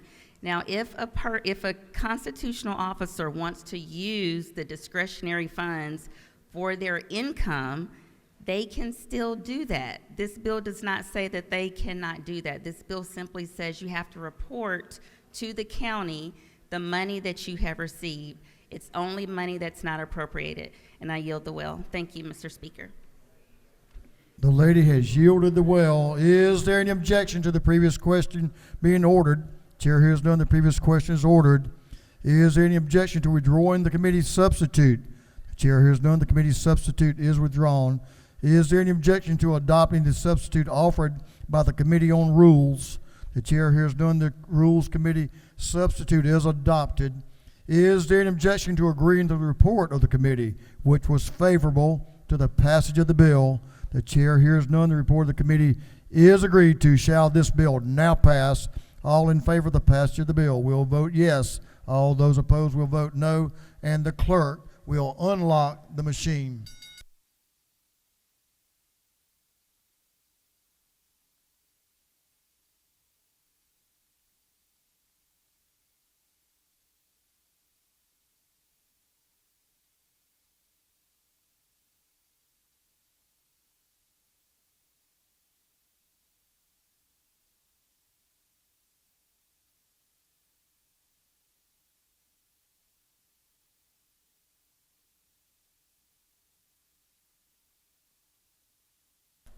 Have all members voted? If so, the clerk will lock the machine. On the passage of House Bill 1149, the yeas are 100, the nays are 62. This bill, having received the requisite constitutional majority, is therefore passed. Mr. Clerk, will you read the caption to House Bill 1255, 1255? House Bill 1255 by Representative Jones, the 60th, to be entitled an act to amend Code Section 5642 of the Official Code of Georgia Annotated relating to procedure for preparing and filing of transcript of evidence and proceedings where the appellate designates matters to be omitted from the record on appeal and extensions of time for the completion of the transcript. This bill having referred to the Committee on Judiciary, that committee recommends that this bill do pass.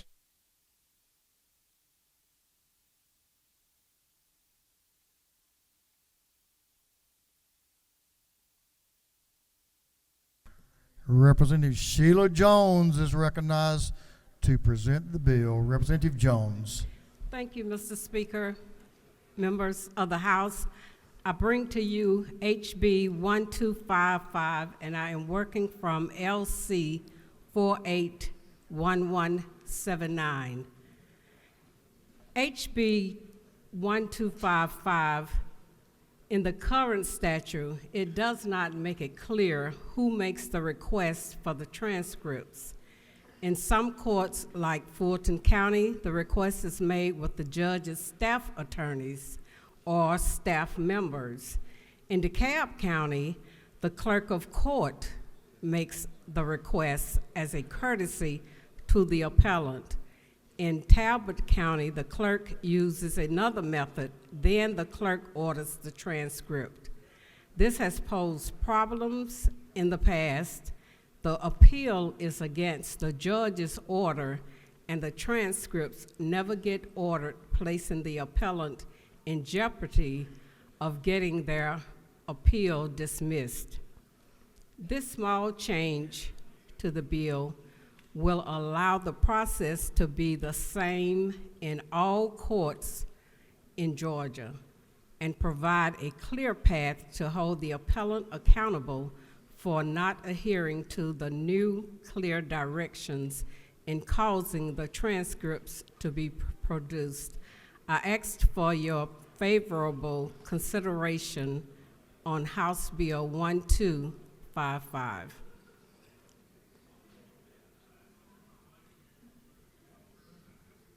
You have no questions. Thank you, Mr. Speaker. Good job. Is there any objection to the previous question being ordered? The chair hears none. The previous question is ordered.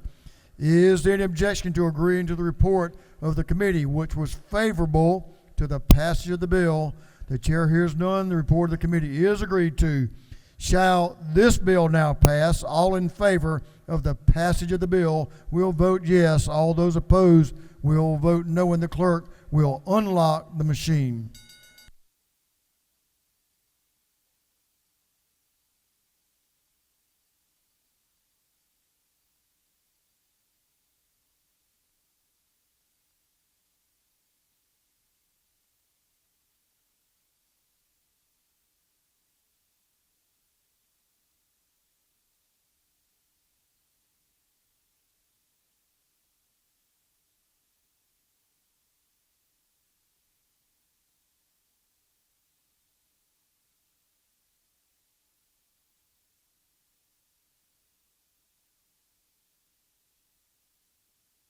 Have all members voted? For what purpose does Representative Nullowitz rise? Parliamentary inquiry. State your inquiry. Is it not true that this House has a legacy of excellent Terrys who have been in service to the state of Georgia, and that in supporting the Terry Act, we will continue to cement the legacy of Terrys in Georgia?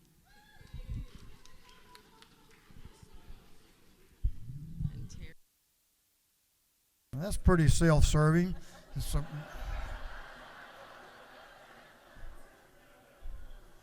Never ceases to amaze me around here. For what purpose does Representative Stinson? Well, yes, the Terrys are pretty great. I'm sorry. Parliamentary inquiry. State your inquiry. Mr. Speaker, is it not true that my colleagues want me to be the Sharon Beasley Teague of the night and let you know that everybody is ready to go home? Is that not true, Mr. Speaker? You forgot your hat.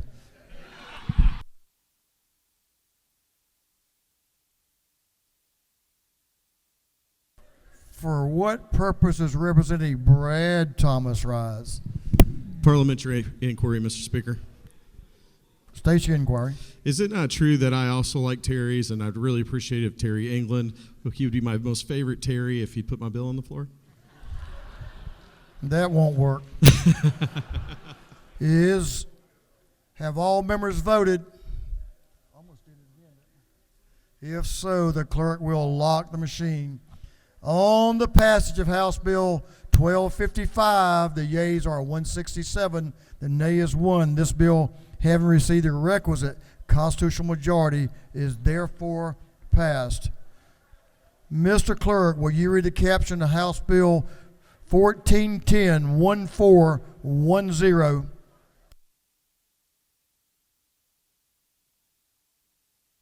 House Bill 1410 by Representative Abstration of the 104th to be entitled an act to amend Chapter 3, Title 8 of the Official Code of Georgia Annotated relating to housing generally so as to establish a stable housing accountability program. This bill having referred to the Committee on Budget and Fiscal Affairs Oversight, that committee recommends that this bill do pass by Rules Committee substitute. The gentleman from Gwinnett, Leader Elstration, is recognized to present the bill. Thank you, Mr. Speaker. Ladies and gentlemen, I present to you House Bill 1410.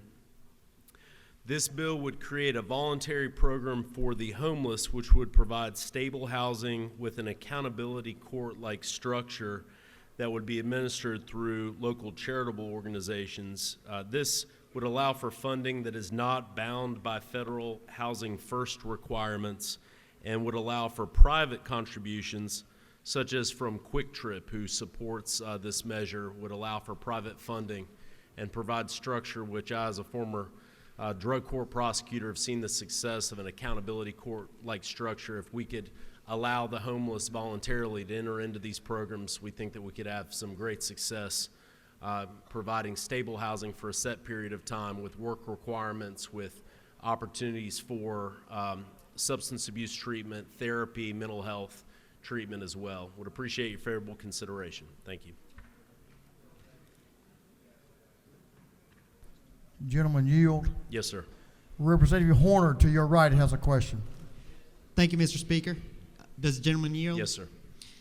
Leader of Frustration, is it not true that nothing in this bill mandates an individual enter into the program? That's correct. That's absolutely correct. It's completely voluntary. There's no criminal component, no criminalization of anyone who doesn't participate. It's just a voluntary program. If someone is homeless and needs stable housing and is willing to commit to the requirements that are part of this structure, would allow for stable housing for that person to get back on their feet, be gainfully employed, and be self-supporting at the completion of the program. Thank you. Thank you. Gentlemen yield. Yes, sir. Representative Becky Evans, to your left, has a question. Does the gentleman yield? Yes, ma'am. Yes. Isn't it true that I'm very glad to support this bill, as there is a great need for housing in Georgia? Well, thank you for your support. And isn't it also true that I'm very glad to see that we are using the Housing Trust Fund? And the Housing Trust Fund does have the statutory authority to hold funds. And in addition to providing this specific homeless service, we could also be using funds from our undesignated surplus to provide one-time grants to do all types of housing assistance, to build new buildings, to provide grants to municipalities and nonprofits, to do even more to provide housing for the citizens of Georgia. Well, I have to respond saying this House has really shown a great commitment to addressing homelessness with funding that's been in previous budgets that we passed. The issue has been that state money that we're putting up often is tied to federal funds that we're receiving that have strings attached as to how they're to be used. And so the concept here would allow us to have a Georgia program to address this issue with the structure that's provided in the bill. And that, again, that'd be administered locally, but it would actually allow for getting at issues like substance abuse, like a need for job training, a need for mental health counseling, therapy, for substance abuse treatment, so that we can really get folks on their feet, and it's for a set period of time, maximum 18 months, so that they can be self-sufficient at the end of that period. Yes, thank you. And I am supportive of this, but I hope that at some point in the future we can use the Housing Trust Fund for other purposes for housing as well. Well, I'll just say the House, again, should be commended because we have had strong appropriations in that area, and in my view, the strings attached to the federal funds have been a great obstacle, but this is going to give us an alternative path, which I'm very proud of. Mr. Speaker, I know the hour's late. I will. Okay, Mr. Chairman. You take one more? One more question. Yes, sir. Okay, yes, sir. Chairman Tarvin, to your right in the back of the room, has a question. Thank you. Gentleman yield. Yes, sir. I may have missed this, but I support your bill and appreciate you bringing it, but if I remember correctly, this bill does not mandate the spending of any state money. Is that not correct? That is correct. No state money is required to be spent as part of the bill. It would just allow us a structure should the General Assembly in the future decide to appropriate money for this purpose. Yes, sir. Thank you, sir. Thank you, Mr. Speaker. I know the hour is late. I'll yield the well and ask the members' favorable consideration of House Bill 1410. Thank you. The gentleman has yielded the well. Is there any objection to the previous question being ordered? The chair hears none. The previous question is ordered. Is there any objection to adopting the substitute offered by the Committee on Rules? The chair hears none. The Rules Committee substitute is adopted. Is there any objection to agreeing to the report of the committee, which was favorable to the passage of the bill? The chair hears none. The report of the committee is agreed to.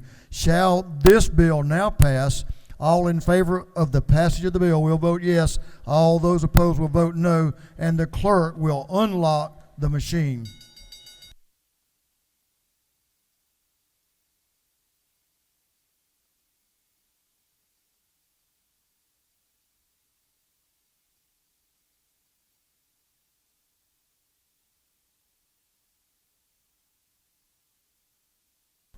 Have all members voted? For what purpose does Representative Fry rise? Parliamentary inquiry. State your inquiry. Mr. Speaker, isn't it true that I appreciate this bill being brought by the leader and that we've discussed a couple of issues that we're going to work on as it goes through the Senate, and that this bill will put a dent in the homeless issues that we face in this state? The gentleman knows I feel like that's the power of this House. We work out our differences and move things along. Thank you, sir. Thank you for your inquiry. For what purpose does Representative McCullum rise? Parliamentary inquiry, Mr. Speaker. State your inquiry. Is it not true that a lot of homeless are veterans, and we know the House loves the veterans, and I appreciate the leader bringing this? We certainly agree on that, sir, and I think that's one of the strengths of this House, caring about our veterans. Have all members voted?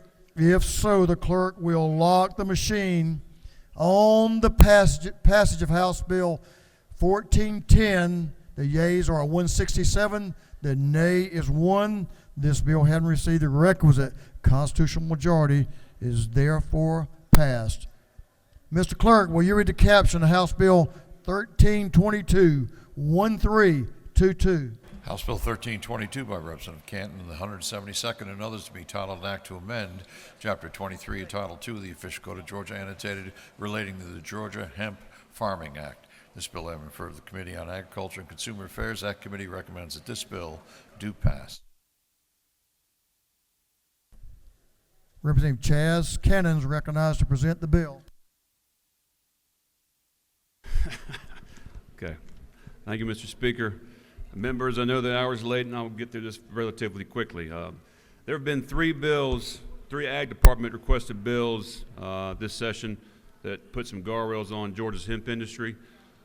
HB 458 by Rep. Perkle addresses testing and validation. HB 1286 by Rep. Corbett addresses licensing, and now this bill, HB 1322, addresses advertising and packaging, specifically as it relates to children. There's four primary components to the bill. Component one includes packaging restrictions for hemp and specifically requires hemp product packaging that is not attractive to children. It's not a look-alike product. It's tamper evident and child resistant. Component two includes advertising restrictions on packaging and specifically targets and prohibits advertising that is attractive to children. Component three includes retail store restrictions to include the prohibition of selling or distributing consumable hemp products if the store is located less than 1,000 feet from a school. And finally, component four conforms state law to mirror the federal legal limit for Delta-9 THC concentration measurement as set forth in Title VII of the U.S. Code, which currently has a legal limit of 0.3%. We did receive some suggested changes from the bill, and both Commissioner Harper, I think Commissioner Harper is actually here somewhere, both Commissioner Harper and I are committed to incorporate some of these changes as this bill moves through the Senate if it's passed by the House tonight. I do want to thank Commissioner Harper and his staff for their very diligent work on this issue. That's the bill, and I yield for questions, Mr. Speaker. Gentleman yields. Representative Doreen Carter to your left has a question. Thank you, Mr. Speaker. Does the gentleman yield? To my friend on this topic, yes, I do.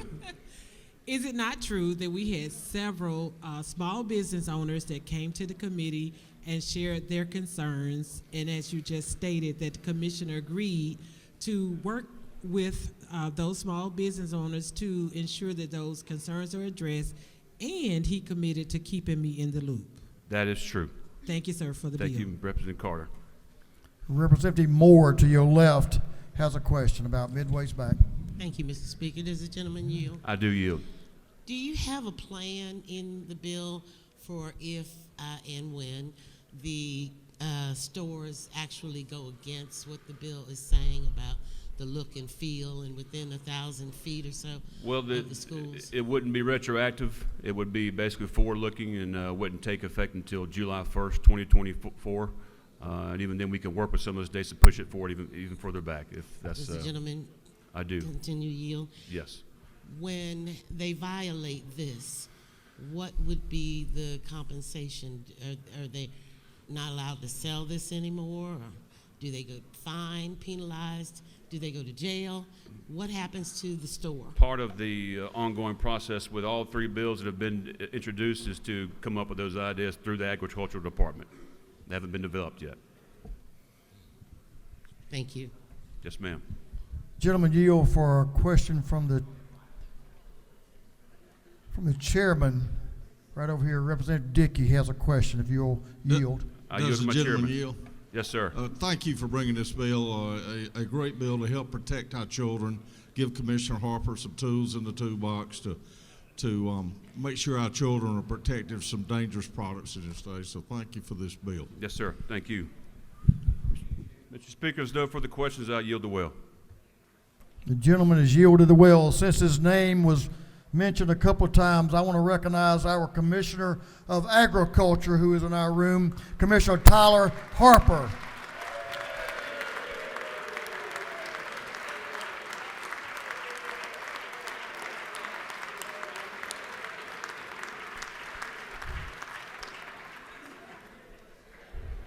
Some of y'all were not there yesterday.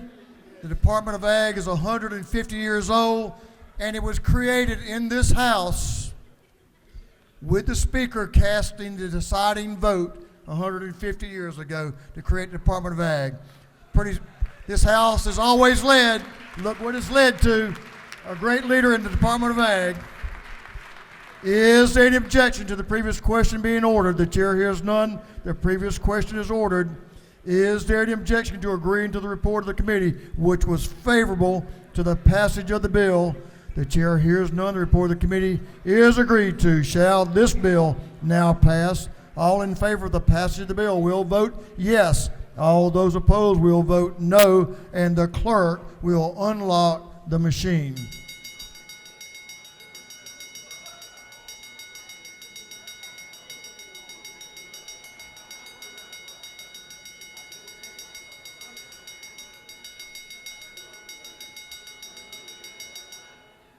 Have all members voted? For what purpose is Representative Kelly rise? Parliamentary inquiry, Mr. Speaker. State your inquiry. Mr. Speaker, isn't it true that I enjoyed that fact of history you just shared with us? And I know it's a late hour, but maybe next week when things are a little slower, Chairman DeLoach could share with us how things really went down that day 150 years ago.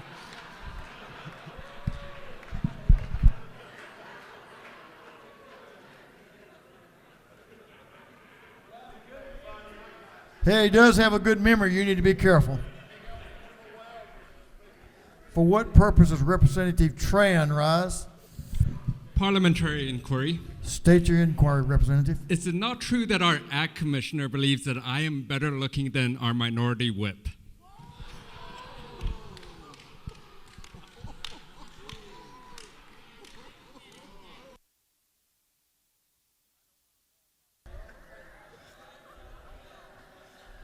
I'll just have to ask the thriller from Ocilla if that's true or not. I'm not sure. No comment from the commissioner. Have all members voted? If so, Mr. Clerk, will you lock the machine on the passage of House Bill 1322? The yeas are 166, the nays are 3. The bill, having received the requisite constitutional majority, is therefore passed. Mr. Clerk, will you read the caption to House Bill 1123, 1123?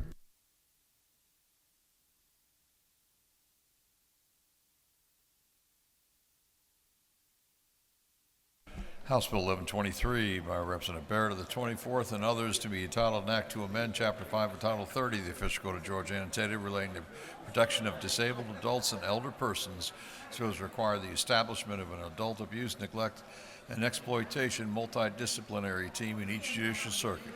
This bill has been referred to the Committee on Judiciary Non-Civil. That committee recommends that this bill do pass by committee substitute. Members, I know the hour is getting a little bit late, especially for some of us that like to go to bed early, but we do have several more important propositions that we need to take up before we adjourn tonight. So if you will, help me give my attention and your attention to the member in the well. Chair recognizes Representative Barrett to present the bill. Representative Carter Barrett.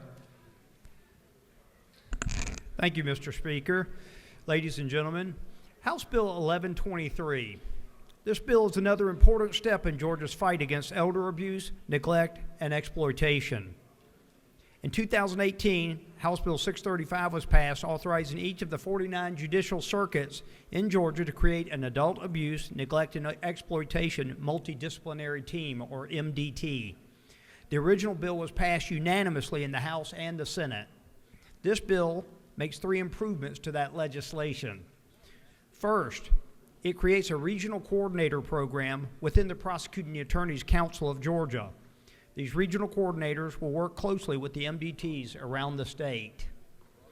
Second, it sets the expectation that each judicial circuit will have a multidisciplinary team, though it gives broad latitude to each circuit to tailor this to its own specific needs, and is not required unless the regional coordinator program has been funded under the Prosecuting Attorney's Council. Finally, it proposes the creation of an elder abuse justice coalition comprised of a broad array of stakeholders. This bill is supported by the Georgia Council on Aging, COAGE, the Alzheimer's Association, the Georgia Gerontology Society, and the Prosecuting Attorney's Council, among many others. This bill was passed unanimously in subcommittee and committee, and I'd be happy to answer any questions you might have. You have no questions. Thank you, Mr. Speaker. I yield the well. The gentleman has yielded the well. Is there any objection to the previous question being ordered? Chair hears none. The previous question is ordered. Is there an objection to adopting the committee substitute? Chair hears none. The committee substitute is adopted. Is there any objection to agreeing to the report of the committee which was favorable to the passage of the bill? Chair hears none. The report of the committee is agreed to. Shall this bill now pass? All in favor of the passage of the bill will vote yes. All those opposed will vote no. And Mr. Clerk, will you unlock the machine?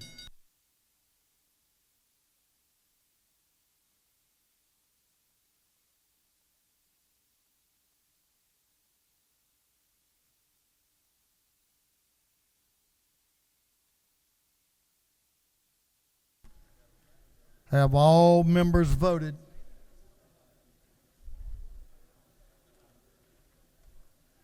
All members voted? If so, the clerk will lock the machine on the passage of House Bill 1123. The yeas are 165, the nays are 0. The bill, having received the requisite constitutional majority, is therefore passed. Mr. Clerk, will you read the caption to House Bill 1294, 1294?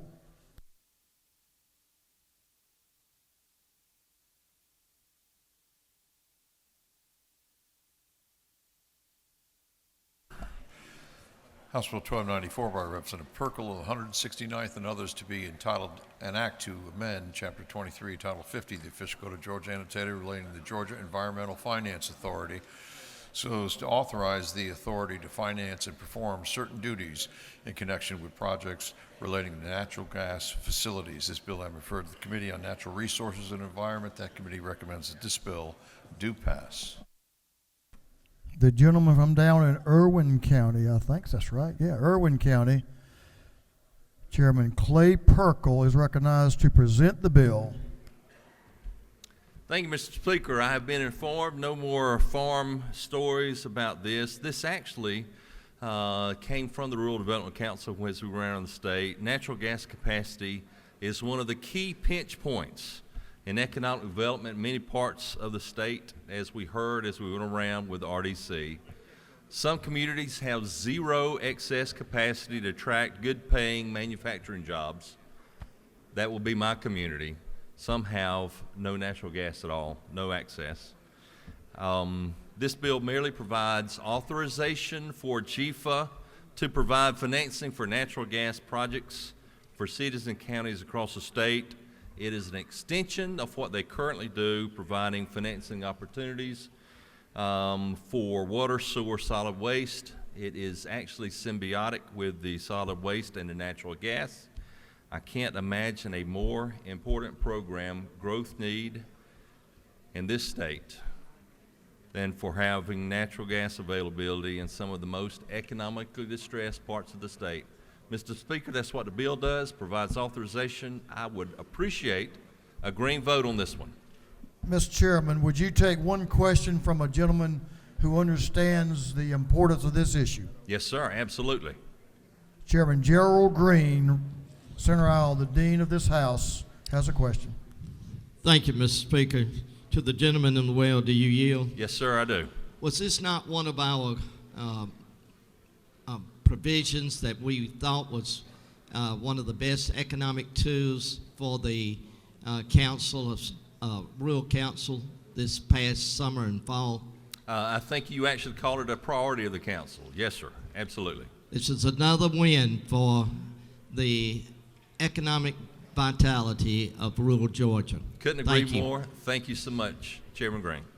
The gentleman has no further questions. Is there an objection to the previous question being ordered? Chair hears none. The previous question is ordered. Is there any objection to agreeing to the report of the committee, which was favorable to the passage of the bill? The chair hears none. The report of the committee is agreed to. Shall this bill now pass? All in favor of the passage of the bill will vote yes. All those opposed will vote no. And Mr. Clerk, will you unlock the machine?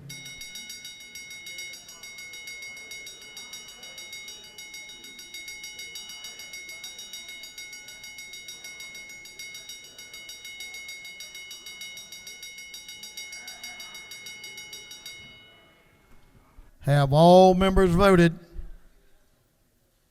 All members voted. If so, the clerk will lock the machine. On the passage of House Bill 1294, the yeas are 155, the nays are 7. The bill, having received the requisite constitutional majority, is therefore passed. Mr. Clerk, will you read the caption to House Bill 1274, 1274. House Bill 1274 by Representative Hulston of the 72nd and others to be entitled an Act to amend Part 6A of Article 7 of Chapter 3, Title 20 of the Official Code of Georgia annotated relating to state veterinary education so as to provide for limits on the student loan forgiveness program. This bill having referred to the Committee on Higher Education, that committee recommends that this bill do pass.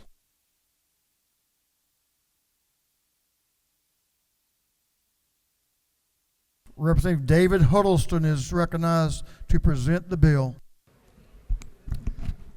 Thank you, Mr. Speaker. Thank you to the members of the House. I'm going to bring before you today House Bill 1274. What this bill does, it's a veterinarian tuition assistance program for veterinarians. This program was initiated in 2016, and what we've looked at doing is basically it was a one-year program that you had to come back each additional year to apply for the assistance. Basically, we made it a 3-year program, and we've went from $20,000 to $25,000 per year per student, 5 students eligible. A couple of the changes that we made in there is basically population. It had to be the counties that was eligible for the veterinarians to serve was at 30,000 population. We moved it to 50,000, which that would basically affect 118 counties within the state, which basically within this 3-year program, we can make a very big dent, make a very big impact within the state. What brought this forth was actually last year, a few of us had conversations and we saw that it was a dire need of having large animal food industry vets within the rural communities of Georgia.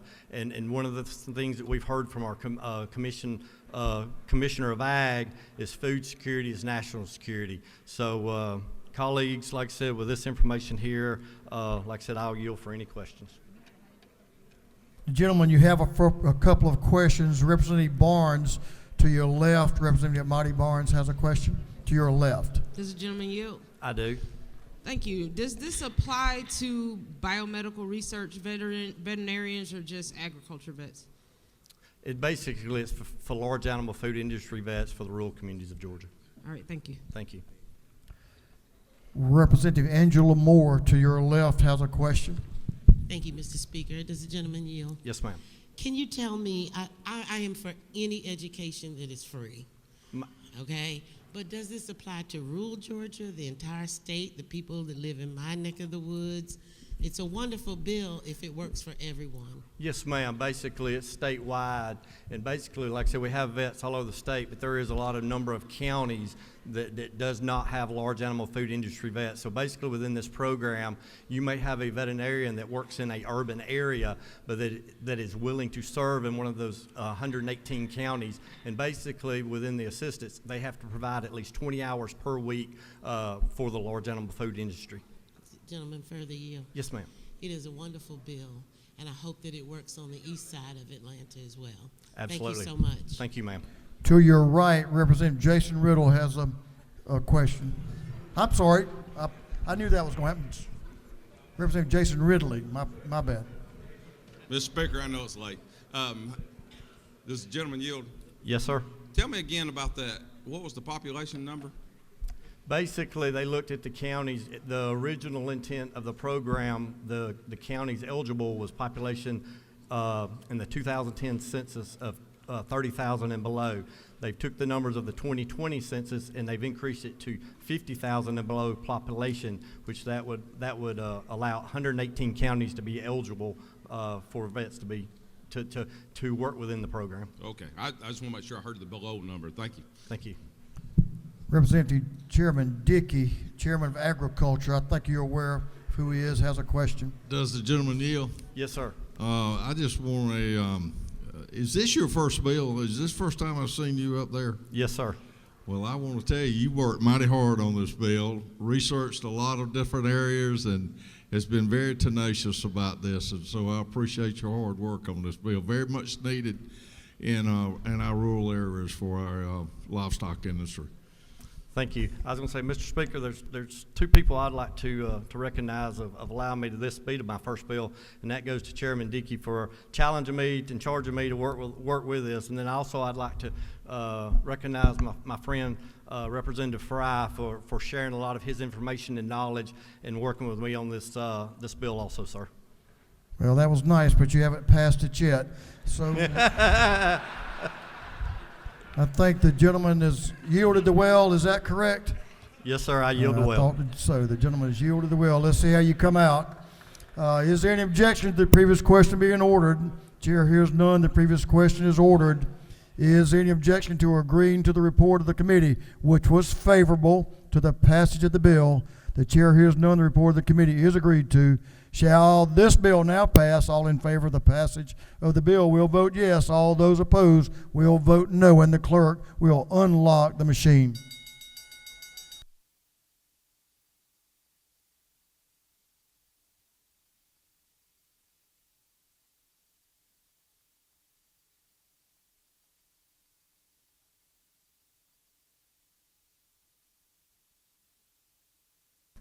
Have all members voted?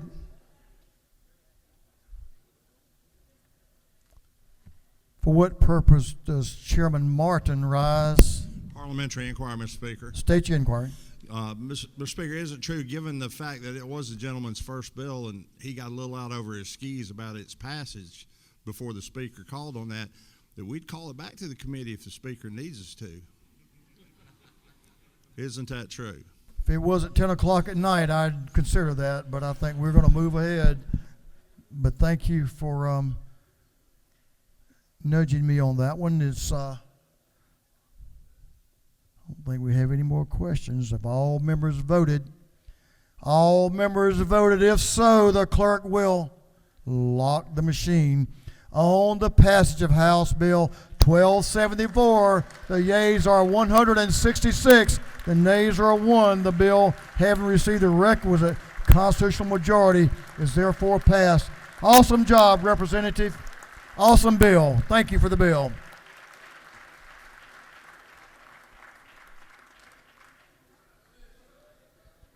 Mr. Clerk, will you read the caption to House Bill 1361, 1361?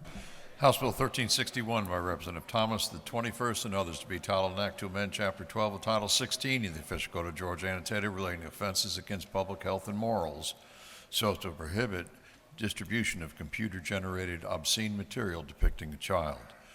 This bill has been referred to the Committee on Judiciary and Non-Civil. That committee recommends that this bill do pass by committee substitute. Chair recognizes Representative Brad Thomas to present the bill. Thank you, Mr. Speaker. Today I rise to present House Bill 1361, LC 481248S.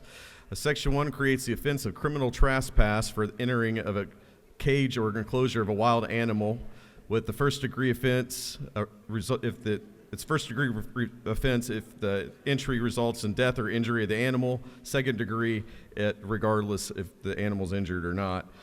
Section 2 is my last piece of generative AI legislation, and it creates the offense of distribution of computer-generated obscene material depicting images of children engaging in inappropriate explicit conduct. With that, I'll take questions. You have a question, if you'll take one. Representative Silcox, Chair Lady Silcox in the back on the right. Does the gentleman yield? I yield. Representative Thomas, is it not true that child pornography is a serious problem in Georgia and that this bill closes a loophole to allow law enforcement to continue cracking down on bad actors? Thank you, and that's a great question. One of the big issues is that this type of obscene material is being used to lure individuals to more heinous websites involving actual children. So this is a necessary piece of legislation. I'd ask for your support. With that, Mr. Speaker, I'll yield the well. The gentleman has yielded the well. Is there any objection to the previous question being ordered? The chair hears none. The previous question is ordered. Is there any objection to adopting the committee's substitute? Chair hears none. The committee's substitute is adopted. Is there any objection to agreeing to the report of the committee, which was favorable to the passage of the bill? The chair hears none. The report of the committee is agreed to. Shall this bill now pass? All in favor of the passage of the bill will vote yes. All those opposed will vote no. And Mr. Clerk, will you unlock the machine?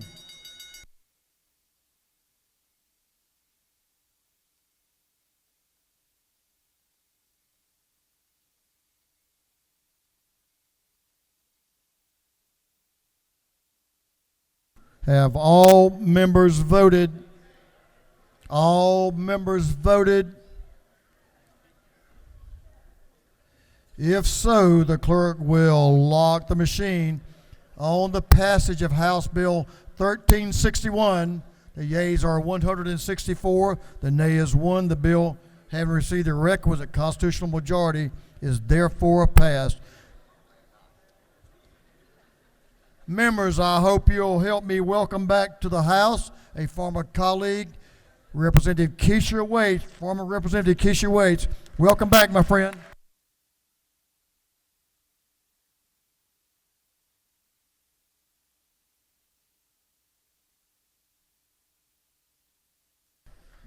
Mr. Clerk, will you read the caption to House Bill 1046, 1046? House Bill 1046 by Representative Clark of the 100th to be entitled an act to amend Code Section 16, 1372, Code Section 3162, and Article 7 of Chapter 7 of Title 31 of the Official Code of Georgia annotated relating to sale, distribution, or possession of dangerous drugs. This bill having referred to the Committee on Health, that committee recommends that this bill do pass by committee substitute.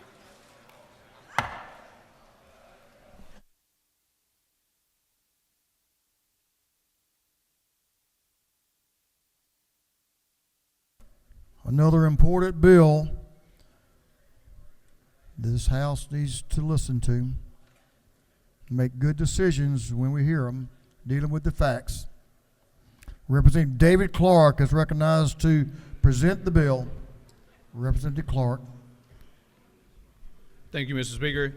Today I bring before you House Bill 1046. It authorizes the advanced practice registered nurses and physician assistants to sign death certificates if the supervising physician delegates this authority through the APRN's protocol agreement or the PA's job description.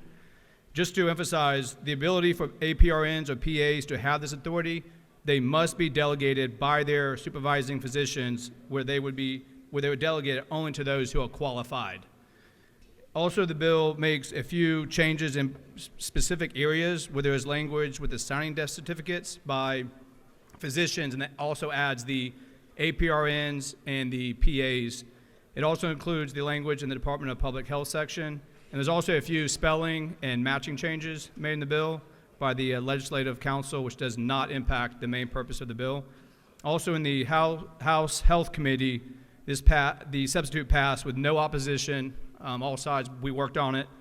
The APRNs, PAs, and many funeral homes expressed the critical need for adding the APRNs and PAs to be authorized to sign death certificates.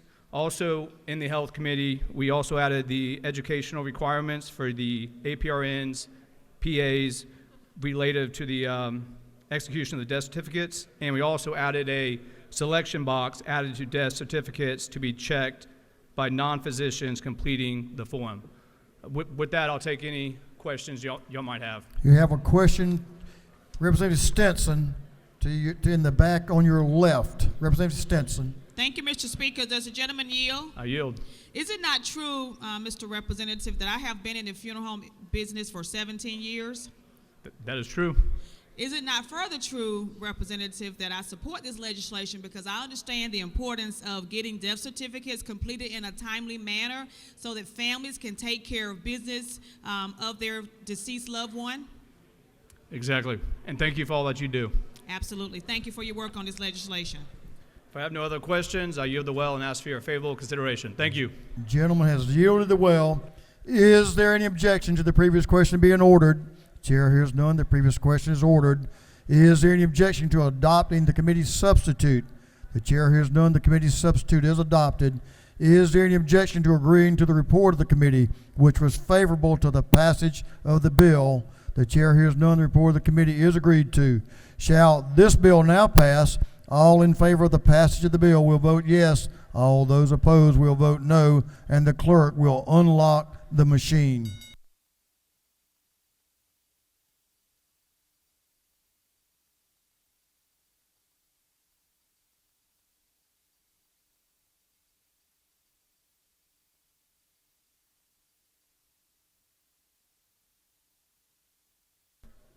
Have all members voted?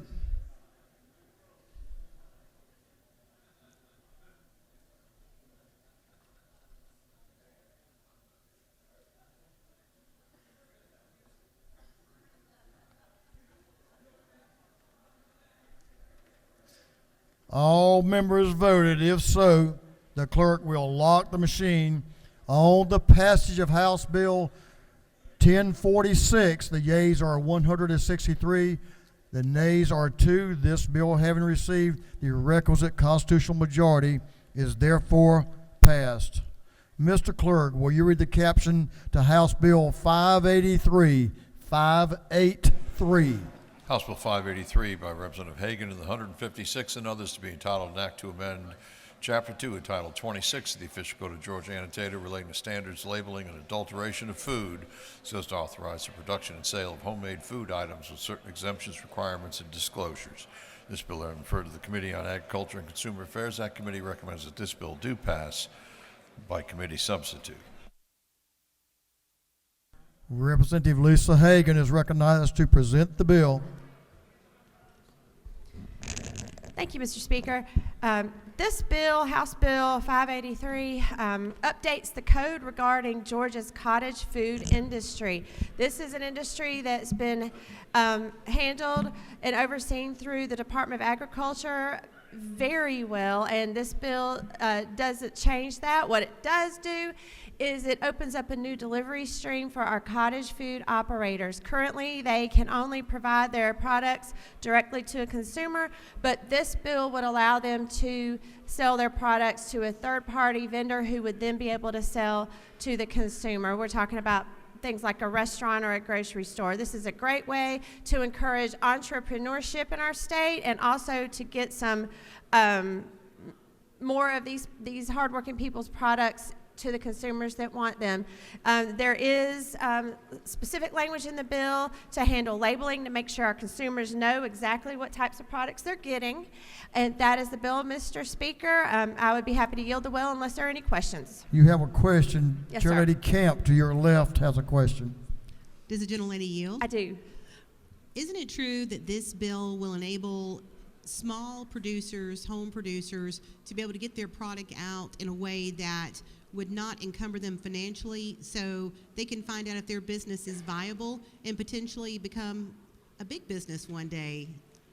That's exactly right, and that's one of the reasons why I love this program so much, is because it allows people to try out their products before they put a lot of capital investment into a commercial kitchen so that they can see if it's a viable product. I ask for your favorable consideration, and Mr. Speaker, I yield the well.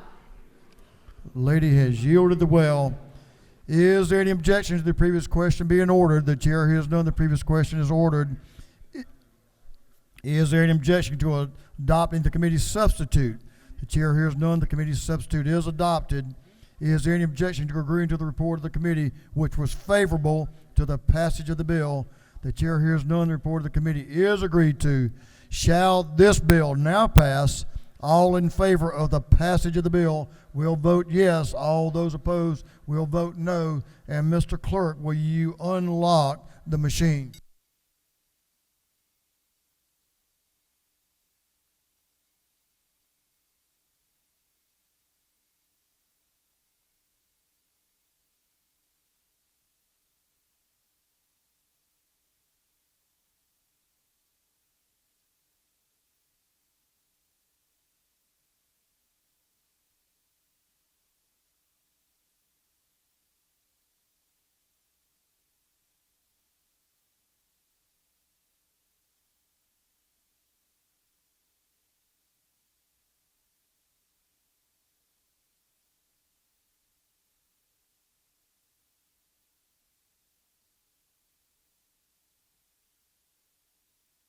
Have all members voted?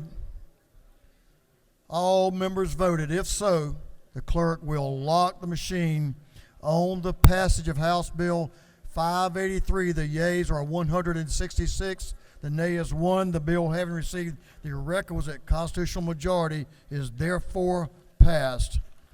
Mr. Clerk, will you read the caption of House Bill 5656?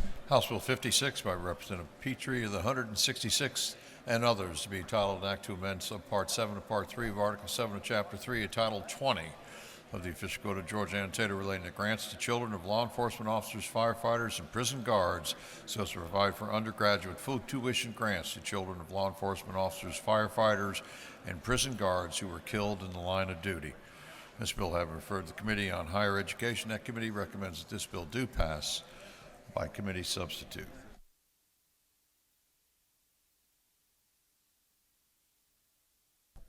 Chairman Petrie is recognized to present the bill. Thank you, Mr. Speaker. I'll be brief in the interest of time. Ladies and gentlemen, this is House Bill 56. It relates to the Georgia Public Safety Memorial Grant.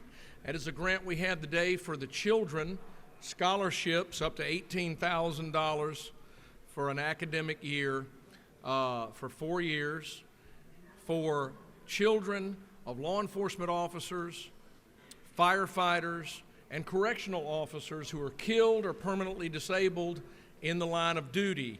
What we're doing very simply in this bill is adding spouses of those individuals who are killed or permanently disabled in the line of duty, in the interest of ensuring that these individuals are able to support their families going forward without a spouse. There's currently $3.8 million in reserves in this particular program. Real proud of that.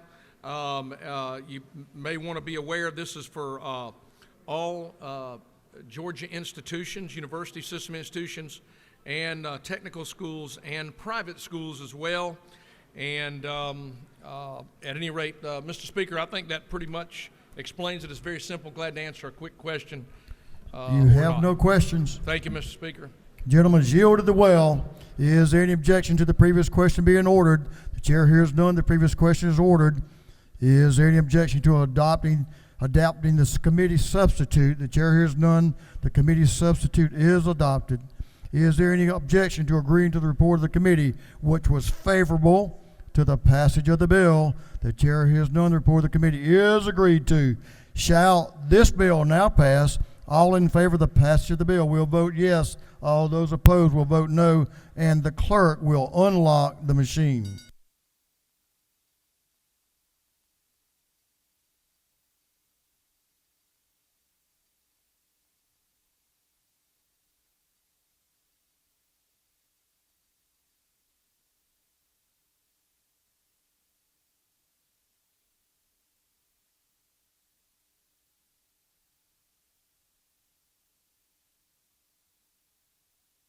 Have all members voted? For what purpose is Representative Gladney rise? Parliamentary inquiry. State that inquiry. Sir, is it not true that I have an officer in my county, in Richmond County, Georgia, who was shot in the line of duty and up until COVID had to work to support his family and continue to pay for his own children's education, and he suffered a stroke during COVID, which took him out of having to work. And he would have benefited from a bill exactly like this. I thank the lady for her support of the bill and the gentleman for bringing the bill. I think it could serve a lot of needs in our state. Thank you for your parliamentary inquiry. Thank you Have so much, all sir. members voted? If so, the clerk will lock the machine. On the passage of House Bill 56, the yeas are 170, the nays are 0. The bill, having received the requisite constitutional majority, is therefore passed. Mr. Clerk, will you read the caption of House Bill 1075, 1075? House Bill 1075 by Representative Hilton of the 48th and others to be entitled an act to amend Article 1 of Chapter 17 entitled 45 of the Official Code of Georgia annotated relating to general provisions regarding notaries public so as to provide that state agencies shall accept certain notarial acts performed in another state.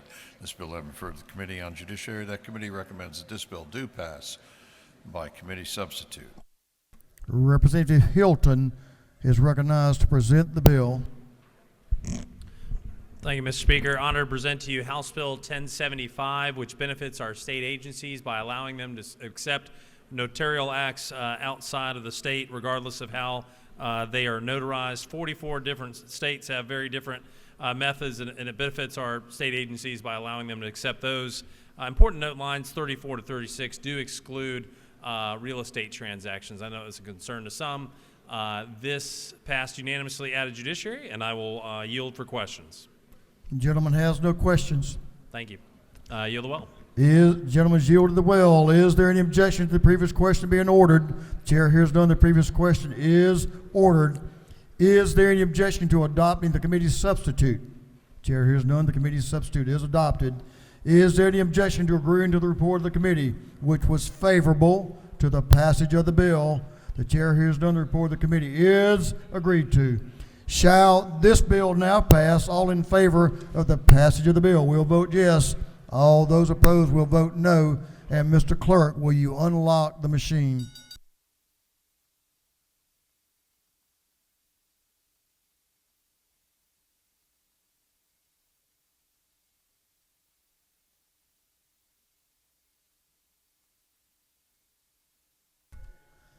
Have all members voted?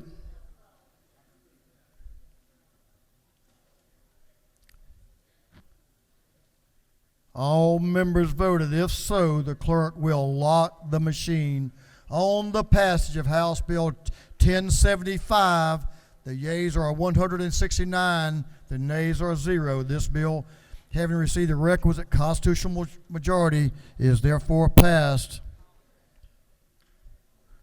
Mr. Clerk, will you read the caption to House Bill 1239, 1239? House Bill 1239 by Representative Collins, the 71st, and others to be titled an act to amend Title 40 of the official code of Georgia annotated relating to motor vehicles and traffic, so as to provide for the operation of miniature on-road vehicles on certain highways. This bill having approved the Committee on Motor Vehicles, that committee recommends that this bill do pass by committee substitute.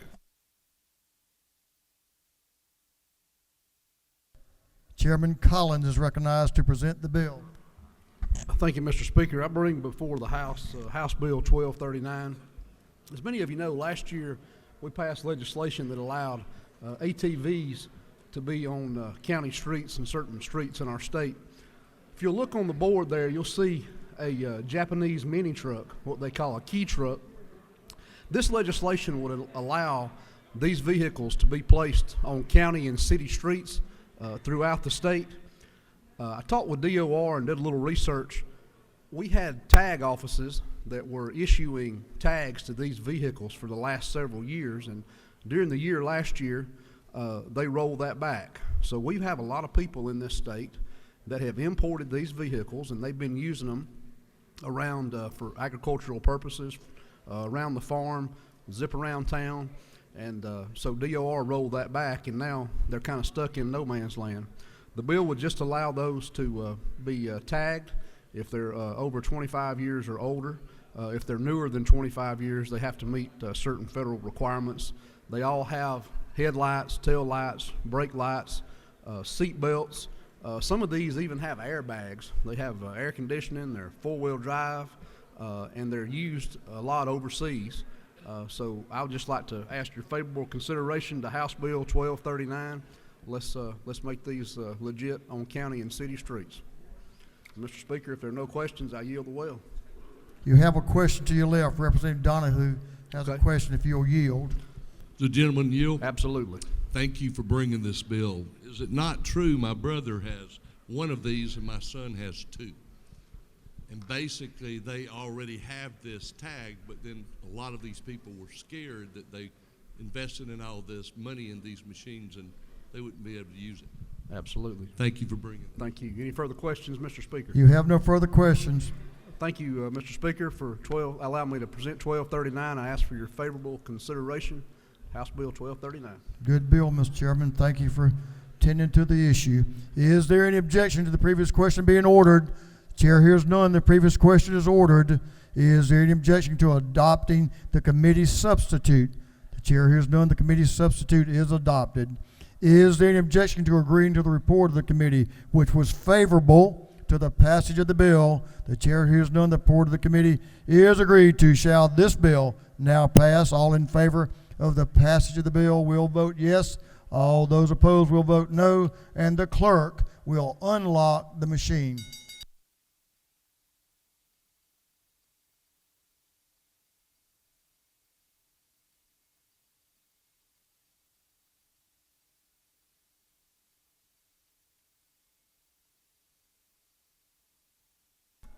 Have all members voted?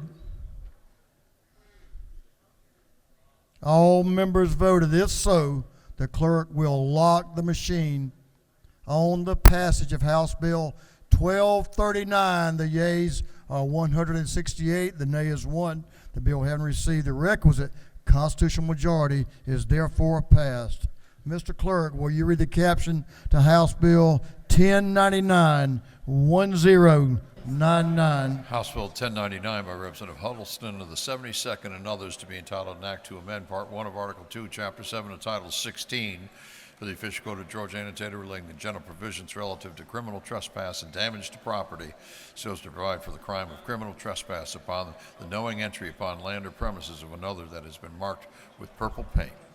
This bill having referred to the Committee on Judiciary and Non-Civil, that committee recommends that this bill do pass. Well, Representative Huddleston, you felt good about passing that first bill? Okay, the second one's always a challenge, isn't it, Mr. Leader? That's a fact. All right, Representative Huddleston's recognized to present the bill. Thank you, Mr. Speaker and members of the House. I bring before you House Bill 1099. What this does, this adds language to an existing code to allow property owners to mark the property lines with purple paint markings to identify for any possible criminal trespass. The purple paint marks on trees and posts serve as a legal warning not to enter onto the property so long as they are clearly visible. Spaced no more than 100 feet apart on forested land and 1,000 feet apart on non-forested land, and placed at the required height, and also you can put it above high water marks and flood zones. What this does, basically, the signs are so expensive, this allows landowners to mark the property lines with the markings, and it makes it more affordability, and they basically say that the purple paint is more visible. With that, Mr. Speaker, I'll ask you for any questions. The gentleman has a question to your left. Representative Tyler Paul Smith has a question. Does the gentleman yield? Yes, sir. Okay, to my neighbor to the south, isn't it true that this bill makes our practices conform with the several neighboring states that we have around us? That is actually correct. There's actually 16 states with the same language, and all the surrounding states of Georgia has the same language within their code. Thank you for the question. With that, Mr. Speaker, I yield the well. You did learn something from that first bill.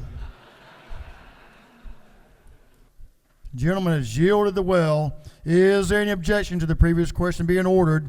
The chair hears none. The previous question is ordered.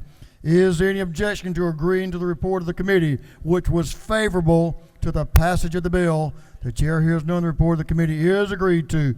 Shall this bill now pass? All in favor of the passage of the bill will vote yes. All those opposed will vote no. And Mr. Clerk, will you unlock the machine?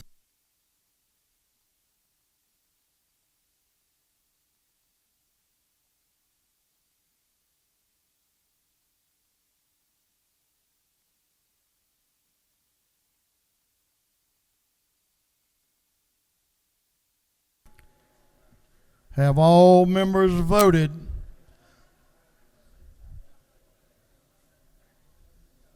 Have all members voted?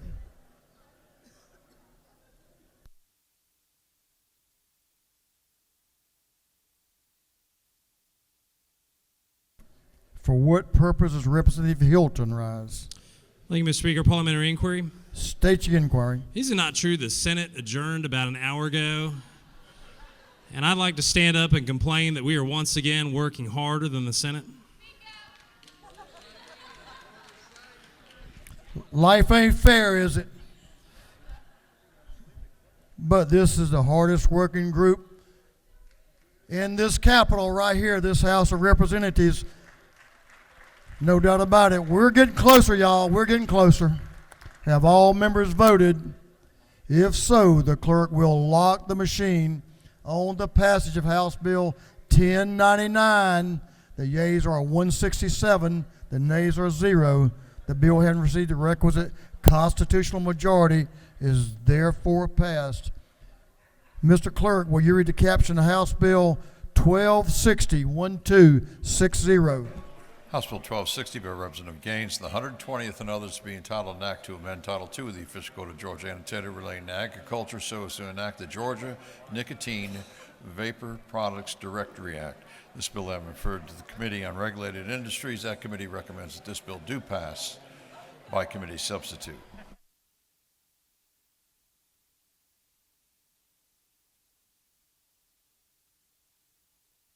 Representative Gaines is recognized to present the bill.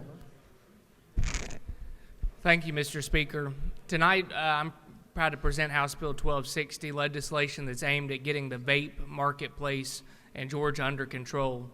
Right now, we have no enforcement of vapes on shelves in Georgia to confirm what is being sold as legal product, and I believe it's imperative that we get a handle on what's happening in our state. There are countless examples of young people in Georgia who've ended up vaping just one time, and it changes their lives. Sometimes it's a flavored vape that gets them hooked. Other times it's a fentanyl-laced vape that puts them in the hospital or worse. The reality is the FDA's put in place some restrictions to try and address this issue, but there's no enforcement mechanism. We have Chinese manufacturers that are flooding the marketplace with illegal vapes that are targeting children. In fact, just last year, the #1 selling vape product in America was Elf Bar. It's illegal, yet it's on the shelves across the state and across the United States. We have no idea what's in these products. Nobody's monitoring them, and retailers don't know what is legal to be sold. Instead, they're coming straight from China and onto our shelves. Our bill will address this issue by creating a state-level registry of vapes that are legal to be sold in the United States. That includes nearly 30 vapes that are FDA has authorized, as well as hundreds of pending products. These products have not been denied, so they're eligible to be sold. However, products denied by the FDA would not continue to be sold in the United States. Other states have passed similar legislation. In fact, the Florida House passed a similar measure just today. Many retailers and convenience stores support this legislation because they want to know what's legal and what is not, and currently they have no way to know because there's not a registry that exists for them to check. This legislation would create an opt-in system to allow manufacturers to be able to have their products sold in Georgia so long as they're legally able to be sold. The registry would be housed in the Attorney General's office with enforcement handled by the Department of Revenue, which is already actively visiting these facilities. I think law enforcement, if you asked them about this issue, would tell you they're seeing nonstop challenges with vaping in this state. And I believe this bill is an important measure to get this challenge under control. Mr. Speaker, I'm happy to answer any questions if there are any. I know the hour is late. You have a question to your left. Representative Sains to your left has a question. Does the gentleman yield? I will. Is it not true that according to the Georgia Student Health Survey, there's an epidemic in our high school and middle schools on usage of vapes, and this bill addresses that usage specifically when it comes to unsafe products in the market?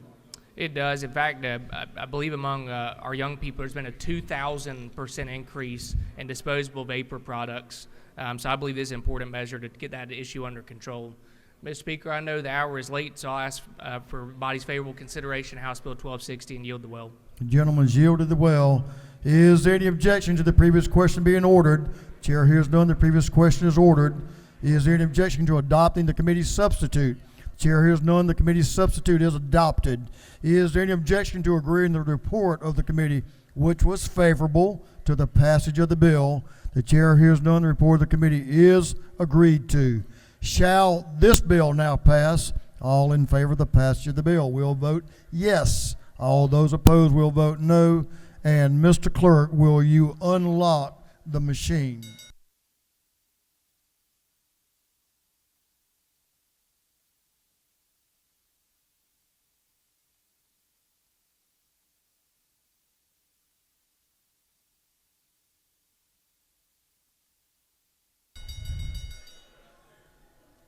Have all members voted? If so, the clerk will lock the machine on the passage of House Bill 1260. The yeas are 163, the nays are 4. The bill, having received the requisite constitutional majority, is therefore passed. Mr. Clerk, will you read the caption to House Bill 935? 935. House Bill 935 by Representative Vance of the 133rd and others to be entitled an act to amend Chapter 14 and Title 40 of the Official Code of Georgia annotated relating to use of speed detection devices and red light cameras so as to provide for standards for conviction through the use of speed devices. This bill has been referred to the Committee on Motor Vehicles. That committee recommends that this bill do pass by committee substitute. The gentleman from Milledgeville, Representative Ken Vance, is recognized to present the bill. Representative Vance. Thank you, Mr. Speaker. Fellow tired legislators, this bill, as it was announced, is substantially changed. It is now called the Back the Blue Bill. It's to provide bonus payments to certified peace officers when a person goes and applies for a tag in their county for a present car or a new car. they can voluntarily agree to pay an extra $5 that will benefit law enforcement throughout the state of Georgia. This money will be collected by the Department of Revenue, who will turn it over at the end of the year to the Georgia Sheriff's Association. That association will write checks to every county sheriff's office in Georgia, and the sheriff of those counties will be able to disseminate those funds equally. They will write an equal amount of check to every county in the state of Georgia. Then the sheriff will be able to disseminate that money to deputies and jailers within that county. It is a great way, ladies and gentlemen, for people in every county in Georgia to support county law enforcement in every county in Georgia. I ask for your favorable support, and I'll take any questions. Gentleman has a question from Representative Chairman Tarvin in the back to your right. Gentleman Yield. Yes, sir, I do. Now, this heading on here talks about tickets from speed devices. That has nothing to do with this bill, is that correct? No, sir, absolutely This nothing. is a voluntary $5 added to your tag if you want to go toward their retirement. Thank That's you, sir. correct, sir. Gentleman has no further questions. Appreciate your support, folks. Thank you very much. Good job. The gentleman's yielded the well. Is there any objection to the previous question being ordered? The chair hears none. The previous question is ordered. Is there any objection to adopting the committee substitute? The chair hears none. The committee substitute is adopted. Is there any objection to agreeing to the report of the committee, which was favorable to the passage of the bill? The chair hears none. The report of the committee is agreed to. Shall this bill now pass? All in favor of the passage of the bill will vote yes. All those opposed will vote no. And the clerk will unlock the machine.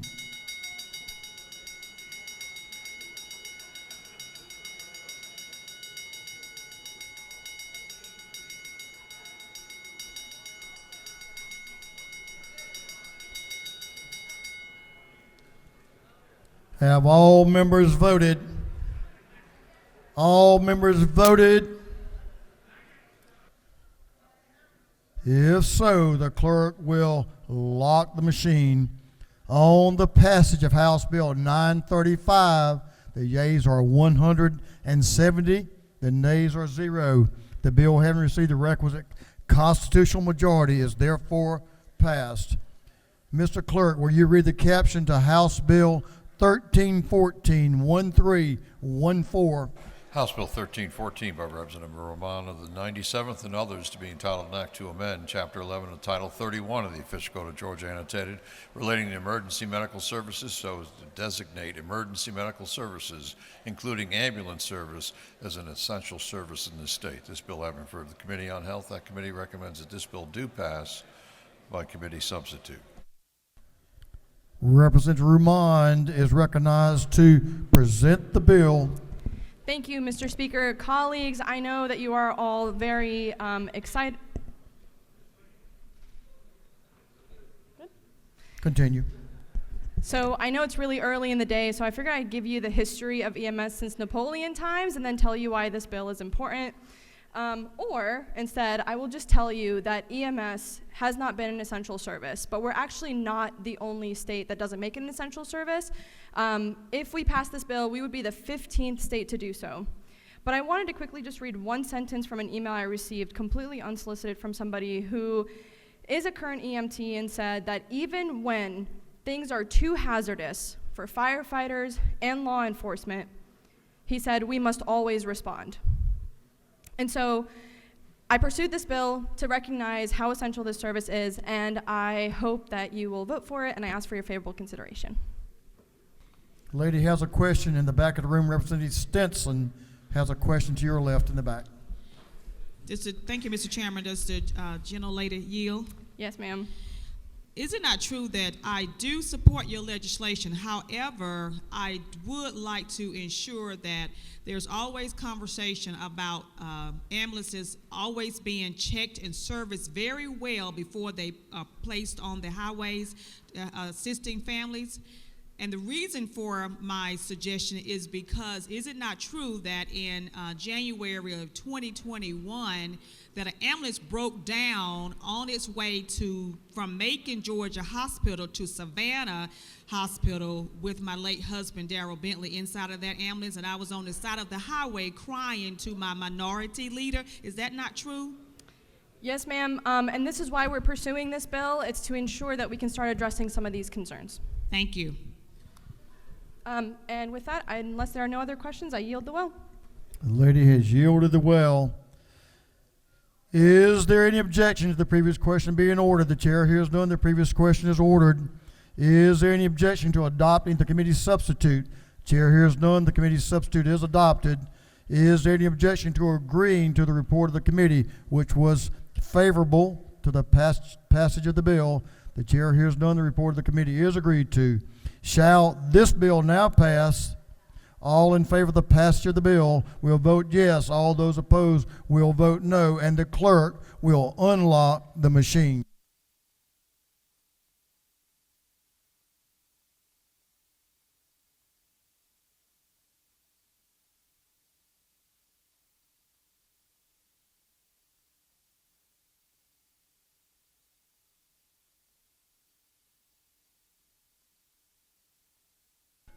Have all members voted? For what purpose does Representative Sharper rise? Parliamentary inquiry. State your inquiry. Isn't it true that I support this bill because I've been in EMS and paramedic for 35 years and I still have my license and still practicing, that if anything happens to anybody in this room, that I'm ready at any time to make sure I give your body the best? I know the member is a professional. For what purpose does Chair Lady Camp rise? Parliamentary inquiry. State your inquiry. Mr. Speaker, isn't it true when I was an EMT and I'd get a call at 3 o'clock in the morning in the driving rain and someone had run off the road and me and my partner and whoever else showed up would try to get them to the ambulance to get them medical care? We were an essential service, and I'm proud that this bill will now state that everyone in EMS is an official and an essential service in the state of Georgia. Our EMTs are essential to our quality of life here in Georgia.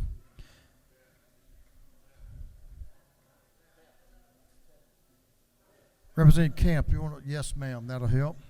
I thought you supported the bill. We just were making sure. Have all members voted? If so, the clerk will lock the machine on the passage of House Bill 1314. The yeas are 145, the nays are 5. The bill, having received the requisite constitutional majority, is therefore passed.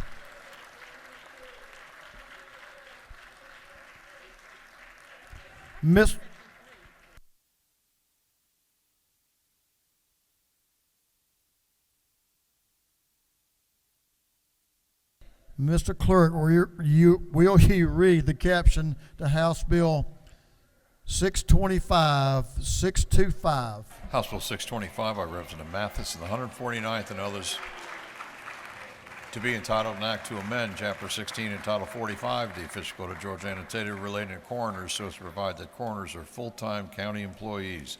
This bill having referred to the Committee on Governmental Affairs. That committee recommends that this bill do pass by committee substitute. Representative Danny Mathis is recognized to present the bill. Representative Mathis. This is House Bill 625. If this helps any, I was an EMT too, Beth, and I'm 1181, if that tells you how long ago that was. And as Dean Green say, this is a good rural bill, Ms. Penny. So what we're trying to do here is to provide a minimum salary schedule for coroners and deputy coroners. Coroners are kind of an unsung hero in some of the counties until you need them. As we were talking about several legislation parts here a little bit ago, we talk about death certificates, and that's what coroners do. They determine cause and manner of death. So trying to work with the GBI crime lab and those type of people, you need qualified people to run that. And as my good friend from the coast down here said earlier about the shrimp boats, it's hard to get folks that want to do jobs that get you out on the weekends, get you out up at night. But these jobs will do it, and it's a 24/7 thing. And I'd be amiss to not mention Ted Bearden with the Coroners Association and say to him how much he has worked on this, and he has pulled Representative Will Wade in on this to help the coroners. We need to keep this system. This House has allocated money to try to get people to go to Mercer to be medical examiners or pathologists so they could do autopsies. We had no takers on that. We've had to add money to the crime lab to extend the amount of folks that they can get to come in and do our autopsies. We've had backlogs would be over 3-4 weeks, and that's somebody's loved one. And with the crimes that are happening today, we need competent people in these jobs. We need people that know what they're doing. So we think if we get a schedule of a salary based on population, we can give them a qualified deputy. We can have good help. We know what happens when our pay is low, when we don't have competent people in jobs. We see that. We've been trying to raise things in this county, in this state, ever since I've been here, because we know it needs quality workers. Coroners do work 24/7. Coroners and deputy coroners are vital to small rural Georgia. They're vital to a lot of big communities. We only have 4 medical examiners in the state, and that's in Fulton, DeKalb, Cobb, and Gwinnett. Clayton County has a contract deal. But we need coroners. It is a job that we need to get right, because when we have tragedies, when we have these things of COVID, when we have things of natural disasters, these people need to know what they're doing. So that is my request, Mr. Speaker and House. I think when I finish that Representative Wade would like to say a few words, but I will yield well unless you have some questions.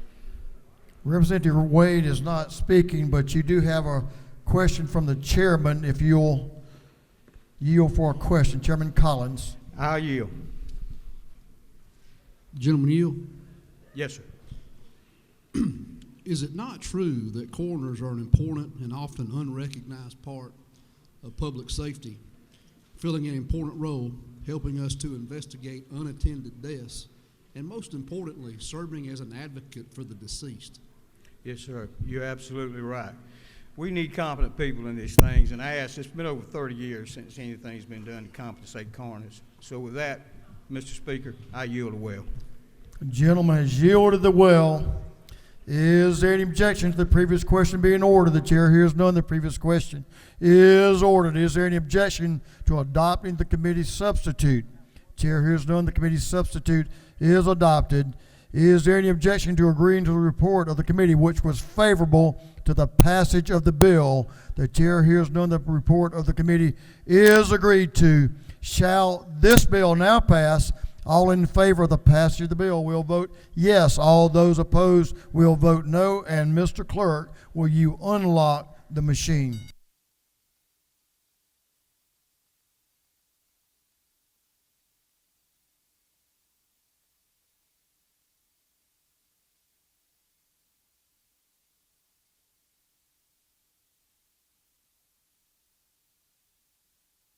Have all members voted? All members voted. If so, the clerk will lock the machine on the passage of House Bill 625. The yeas are 160, the nays are 5. The bill, having received the requisite constitutional majority, is therefore passed. Mr. Clerk, will you read the caption to House Bill 1053, 1053? House Bill 1053 by Representative Barrett of the 24th and others to be entitled an act to amend Title 50 of the Official Code of Georgia annotated relating to state government so as to prohibit governmental agencies from using central bank digital currency as payment and from participating in testing the use of such currency. This bill has been referred to the Committee on Banks and Banking. That committee recommends that this bill do pass. Representative Carter Barrett is recognized to present the bill. Representative Barrett. Thank you, Mr. Speaker. Ladies and gentlemen, House Bill 1053. The Federal Reserve is contemplating creation of a central bank digital currency, or a CBDC, that would aim to supplement or eventually replace the American dollar with a digital currency. CBDC is a cryptocurrency that would be run by the government. It would replace the dollars in your bank account and your wallet with a programmable, traceable, and trackable digital dollar. The creation of a CBDC is a little bit worrisome for about two reasons, really two reasons. First, it would be disastrous for our banks and our credit unions in favor of power concentrated with the Fed. That is why this legislation is supported by the Georgia Bankers Association, the Community Bankers Association, and the Georgia Credit Union Association. In addition, the creation of a CBDC raises some privacy concerns. It would essentially allow the government to know every single thing you spend your money on and exactly where you are when you spend it. You know, when I first started working on this bill many months ago, I found inspiration of the words of the former Supreme Court Justice Louis Brandeis, who was a champion for privacy. Justice Brandeis said, "The right to privacy is a person's right to be left alone by the government, the right most valued by civilized men." House Bill 1053 discourages the creation and implementation of a CBDC. First, it prevents any governmental agency in the state from accepting a central bank digital currency as a form of payment. Second, it ensures that the state of Georgia will not participate in any pilot program of such a currency. It's a simple bill, strangely enough, but it's an important bill. If you picture it, imagine Find My Friends on your iPhone. You might let Find My Friends, you might give it to your wife or your children because you want to keep up and know everyone's safe in the family, but you probably don't give it to all your neighbors, right? Privacy is kind of a fundamental right. But mainly,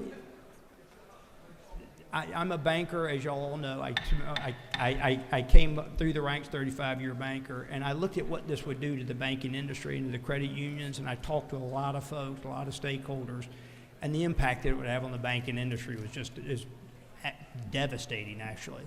So I just appreciate your consideration on this bill. I would be happy to take any questions.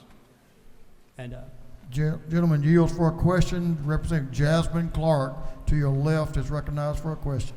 Yes, Mr. Speaker. Thank you, Mr. Speaker. Does the gentleman yield? I yield. Does this bill prevent state agencies from accepting other cryptocurrency like Bitcoin, any of those other types of cryptocurrency? No, this bill is tailored very narrowly, specifically for the a central bank digital currency. Does the gentleman further yield? Yes. Can you help me understand why we would prohibit this specific cryptocurrency if the concern is about privacy and other things? Why don't we have those same concerns about other cryptocurrency? Why are we narrowly tailoring this to just this? You know, a lot of people think, well, we currently we're digital now anyway, right? We use debit cards and credit cards and those things. But there's a difference with those. Those are things that are private that I choose. I choose to use those. I'm not forced to use them. And I think that's a very important distinction. You know, right now, I'm faced with, the truth is, if I use those methods of payment, for example, there's something between me and government. There's the Fourth Amendment. There's my right to choose. If government wants to see what I'm spending my money on, they have a process they go through. They go through the courts. They get a subpoena. And then they're able to pursue those things. With the CBDC, there's no intermediary. It's very direct. And I just don't think anybody, I don't want to go explain to my constituents, and I don't think you probably do either, that, gee whiz, everything you do is now on full display and is available to government. You know, it was interesting. I listened to a distinguished colleague a little while ago, and he was concerned about another bill, and he said, you know, I'm concerned that there's the ability of government to see personal transactions, and I thought that was interesting because that's exactly what this bill talks about. So it's really just a means to to keep a little distance. You know, your life, we're all living in a fishbowl these days. So really the trick is let's have a little privacy again.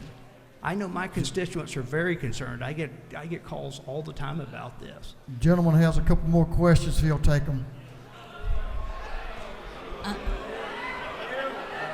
I will take, yes sir, I will take. You want to take a couple more questions? I yield the well, sir. No, sir, I yield the well. They're restless. I agree. The gentleman has yielded the well. Is there any objection to the previous question being ordered? Chair hears none. The previous question is ordered. We do have a minority report. It's waived.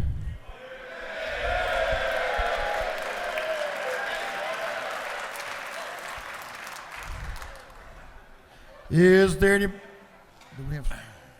objection to agreeing to the report of the committee, which was favorable to the passage of the bill? The chair hears none. The report of the committee is agreed to. Shall this bill now pass? All in favor of the passage of the bill will vote yes. All those opposed will vote no, and the clerk will unlock the machine.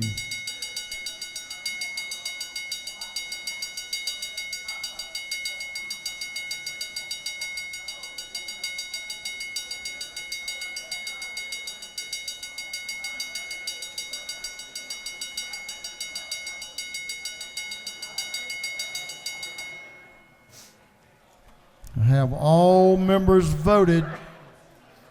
All members voted. If so, the clerk will lock the machine on the passage of House Bill 1053. The yeas are 136, the nays are 32. The bill, having received the requisite constitutional majority, is therefore passed.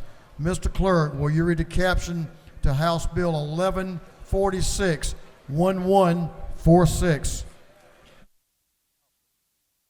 House Bill 1146 by Representative Stevens to the 164th and others to be entitled an act to amend Part 2 of Article 3 of Chapter 5 of Title 12 of the Official Code of Georgia annotated relating to groundwater use generally, so as to require the Environmental Protection Division of the Department of Natural Resources to issue water permits to private companies in areas where no public service can be provided. This bill has been referred to the Committee on Natural Resources and Environment. That committee recommends that this bill do pass by committee substitute.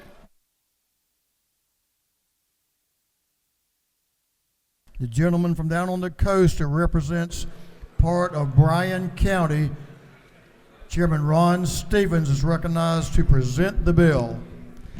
Thank you, Mr. Speaker. Ladies and gentlemen of the House, I bring you today House Bill 1146. This week we've heard from Mr. Munoz. Jose came down and told us all the great things on the largest economic development project in the state's history, 12 times larger than anything that we've ever landed. The jobs are phenomenal. Nobody dreamed those 3,000 acres were going to be cleared like that, but they were. They're ready to start producing cars. We crossed every T and dotted every I from the department to make sure that these folks could do the job. We made sure we were even pumping water, because we've got a restriction, as you know, down on coastal Georgia, to pump water into this plant to make sure that they could operate. All of this stuff was worked out, except one little thing: workforce housing. Just a little piece of workforce housing. Well, we've already had our first casualty before they open. Why don't you put up the first slide? Yesterday, as I dropped the paper, yesterday, this was in the Savannah Morning News. For months now, there's been planning going on to try to get workforce housing in the area where this plant is going to be built. They're depending on that, ladies and gentlemen, workforce housing. Over 500 homes were planned there. The problem is the county doesn't have one drop of a withdrawal permit. What this bill will do is it says that if you cannot supply water after 18 months, then a private system can go in and supply the water. That's all this bill does. Put up the second slide. In our committee, we had folks that were asking questions. Well, we've got a private water system. We're not sure they can even supply. As you'll notice the red spots up here, there's 5,000 homes that are already supplied by this water system. Over 17 counties use this private water system for workforce housing. So what do you do with the wastewater? You see the yellow spot up there, that's 500,000 gallons a day of wastewater treatment on a private system waiting to take this wastewater from these homes. Ladies and gentlemen, this company, Fetzer, backed out yesterday. They couldn't get the water from the county. They even tried to annex in the city to supply water from the county. With all the roadblocks, he spent over $400,000 to try to get water for this workforce housing. We've got to have workforce housing, ladies and gentlemen, and I know that there's a minority report for those folks that need to come up and speak, but understand this project is a must-do. We have to have workforce housing. I'll ask for your favorable consideration, and I'll accept questions if there are any. You have a couple of questions. Representative Al Williams to your left has a question. Representative Williams. Thank you, Mr. Speaker. Will the gentleman yield? Yes, sir. Is it not true that I had a lot of reservations about this bill initially, but as chairman of the Development Authority in Liberty County, we have 19 projects in Midway that are unable to move because we don't have the water. There's only one county near us that has the permit to pump any water, which we would have to buy water and resell it here. Is it not so that in spite of some shortcomings, this bill is vitally necessary to continued economic growth and the worker housing that we must have in order to accommodate Hyundai in Southeast Georgia? I appreciate the question. The gentleman's absolutely right. It is the missing piece that we have to have, and ladies and gentlemen, as the gentleman brought up, this system's in 17 counties already. The missing piece for this massive development we've got on the coast is workforce housing. I'm pleading with you to allow this to happen if they cannot supply after 18 months. Gentleman yield. Yes, sir. Representative Vance Smith to your right has a question. Thank you, Mr. Speaker. Gentleman yield. Yes, sir. Isn't it true, Representative, that I served on that committee and I heard a lot of testimony, but number one, you extended the date from 12 months to 18 months, so that gives time for planning, and we come back through another session if something else needs to be done. And number two, isn't it true that this no way circumvents EPD? They're going to still be involved, whatever planning goes on in that area down there, so I commend you for the bill. Thank you, sir. The gentleman's correct. Thank you for the question. Minority Leader has a question right in front of you, Mr. Chairman, if you all accept. Yes, sir. Thank you, Mr. Chair. Are there any price controls that you're going to place in this space? Because once you have a utility that becomes state-sponsored monopoly, potentially, then the price can get out of whack pretty quickly. Are there any price controls within this bill, or is that something we anticipate dealing with over the next several years? You know, I hope not. This is a private system. Again, over 17 counties already. They do a phenomenal job of selling water below the rate, quite honestly, and being very competitive, and I appreciate that question. Gentleman, further yield? Yes, sir. I'll yield for another one. Representative Lynn Smith, the Chairman Lynn Smith has a question. Ladies recognized. Thank you. Gentlemen, yield. Yes, ma'am. Is it not true that one of our forefathers, Ben Franklin, made the statement, "We know the worth of water when the well runs dry. There isn't a thing you can do if you don't have any water." Is it further not true that this huge construction, this huge building, will remain unoccupied, is it not true, if we do not give these workers a place to live? The lady is correct, and we're already seeing with the 5,000 workers that are there, the massive traffic jams for people coming counties away to try to come in here. We need to get these workers close to the factory, and I appreciate the lady's question. Mr. Speaker, I'd ask your favorable consideration. I think there might be other speakers. I'll yield the well.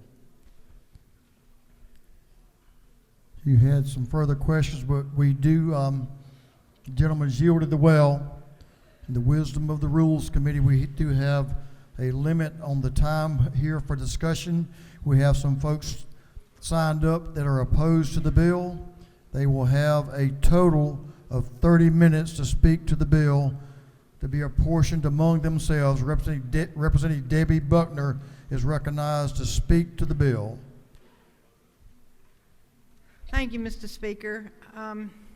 Robert Frost said that the afternoon knows what the morning never suspected.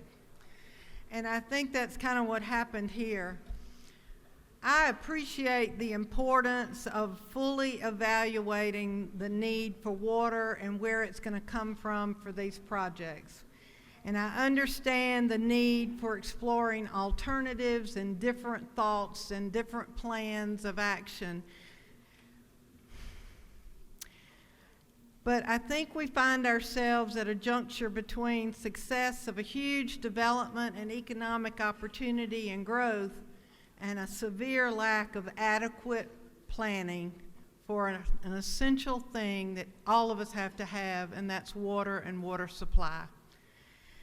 I understand that there's a concern that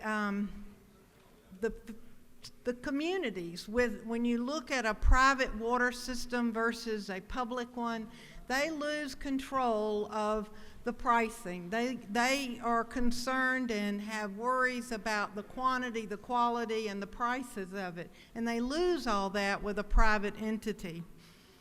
And they have concern of not having that oversight. What I do not understand is where was water in the pre-planning? Where was it? Everybody knew that if there was a house, it was going to have water.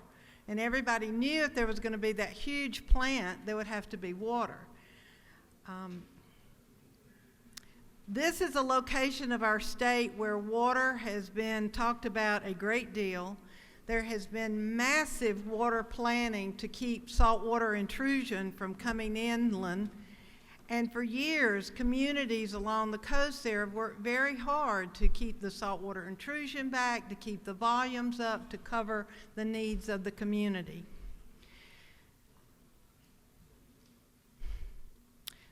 The plans for those water plans involved multiple counties.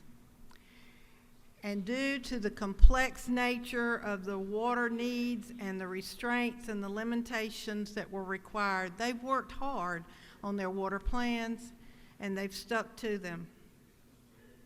And I just can't understand how we can overlook all that work, how we can say that not planning for this is okay.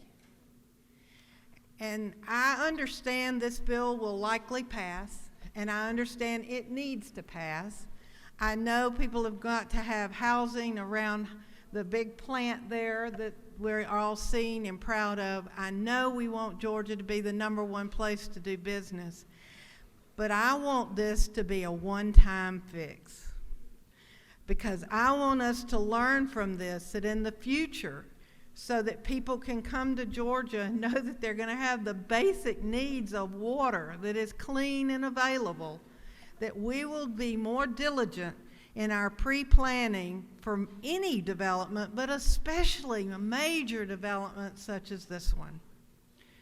Water is scarce, it's precious, it's a limited resource, and it must be our highest priority when we are planning.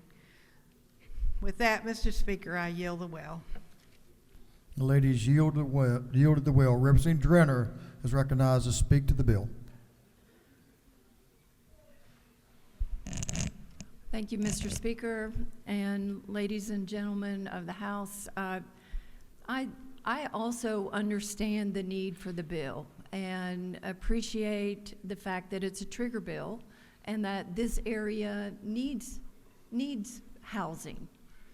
I share the concerns of the previous speaker that how did we get to this point in the process without having the local governments plan for water. But I also want to raise another point here today. In my other committee meetings, this 10-year cycle that I think we're in today, this feels like 10 years, right? Representative Houston. Feels like we've been here 10 years. This bill raises an additional issue for me, and that is the issue of unregulated private water companies.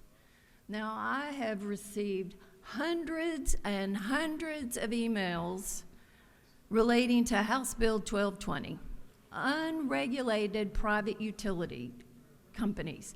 And you know what? This bill sets up the exact same scenario in which we are trying to address in House Bill 1220.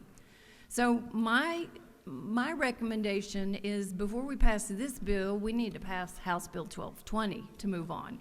So with that, Mr. Speaker, I yield the will and ask all of you to vote no, because Georgia is one of 5 states that does not regulate water. Thank you. Ladies yielded the well. Representative Davis is recognized to speak to the bill. Thank you, Mr. Speaker. I want to add to my colleagues. My question is very simple. If you look at this bill, it talks about Code Section 12-5-108. If you look up that code section and look at Section F, you will see that a local county government and municipality cannot finance a private entity. Now, they did say that the private company is going to finance this water, but think about it. Here, when we are financing the infrastructure and water here locally, we are talking about in the billions of dollars. Who is really going to finance this development? And how much is it going to cost? What happens if that private company cannot complete the job? Does that mean that the state steps in and provides any funding? What we're asking is, can someone really tell us how much is this going to cost? And in the end, who is going to truly finance this, especially if there's any type of risk or problems? Thank you, Mr. Speaker. I yield the well. Ladies yielded the well. Representative Lisa Campbell is recognized to speak to the bill.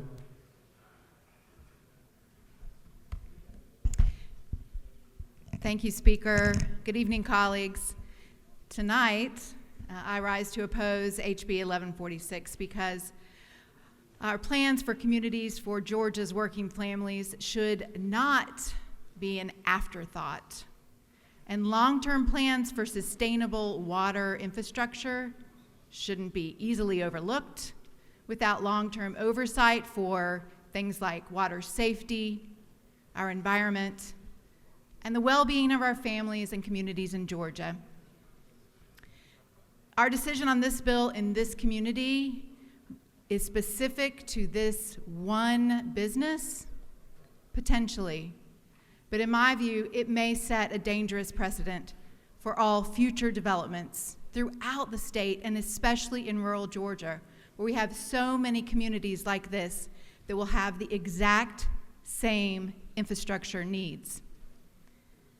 When we welcome businesses to our state, and we do, especially to rural Georgia, I think, and I would imagine most of us think, that it's reasonable to expect that these businesses, especially those with global resources and deep expertise, that they should come here with strategic plans to work hand in hand with our local communities for basic infrastructure development. And when they receive billions in tax incentives, credits, and abatements, we should be able to rely on them to be equally valuable community partners. They should come to us with prudent, straightforward, and strategic plans as they develop not only in their own business interest, but for the long-term viability of these communities. Yes, they're in a hurry to get set up, and yes, we all want that, but we also hope, don't we, that these communities will be here for decades and generations, and that they will have the infrastructure that they need for safe water. At first glance, this proposed privatization of water and our water supply as a potential solution may sound appealing. But another point we want to talk about might be that the performance of private vendors over water here in Metro Atlanta, we have experience here, and it's definitely not been perfect. And we've all heard and probably received these high water bills if you're from Metro Atlanta, and had issues, unfortunately, with lack of insight sometimes in private companies responsible. And we can look to places like DeKalb County, Fulton County, I've had these personal experiences, and places like Flint, Michigan. So one of the primary issues that we should all have in common are essentials like water and sewer not be controlled by exclusively profit-making corporations without best practices for collaboration. A few other issues to consider. HB 1146 could set up circumstances for developers and private water providers to overthrow responsible planning efforts that are limited by a shared public resource. Worse, this bill could allow the limited public resource to be privatized, and in doing so bypass public utilities mandated to ensure equitable and responsible distribution. If enacted, access to our limited, as was previously stated, shared drinking water supply could be granted to the highest bidder. And I don't think that's what anyone in this chamber wants. Another point, it's my understanding that this bill addresses access to water, but not sewer. And this is very likely that providing water outside of local government growth priority areas will result in a proliferation of septic tanks to accommodate this growth. This is very important because, again, as we know here, in high-density areas, this is not a responsible or sustainable method for dealing with wastewater, especially in residential developments. Another point to consider is that as we rely on private water providers, what happens if they go out of business, the system fails? Who becomes the responsible party in those scenarios? It's us, the taxpayers, and not just the taxpayers in this community. If they circumvent the local community and go directly to the state, we will all be responsible. Pushing privatization and rushing weakens our control, oversight, and accountability. And really, water, as was already shared, is one of the final frontiers and one of the essential core components for human life.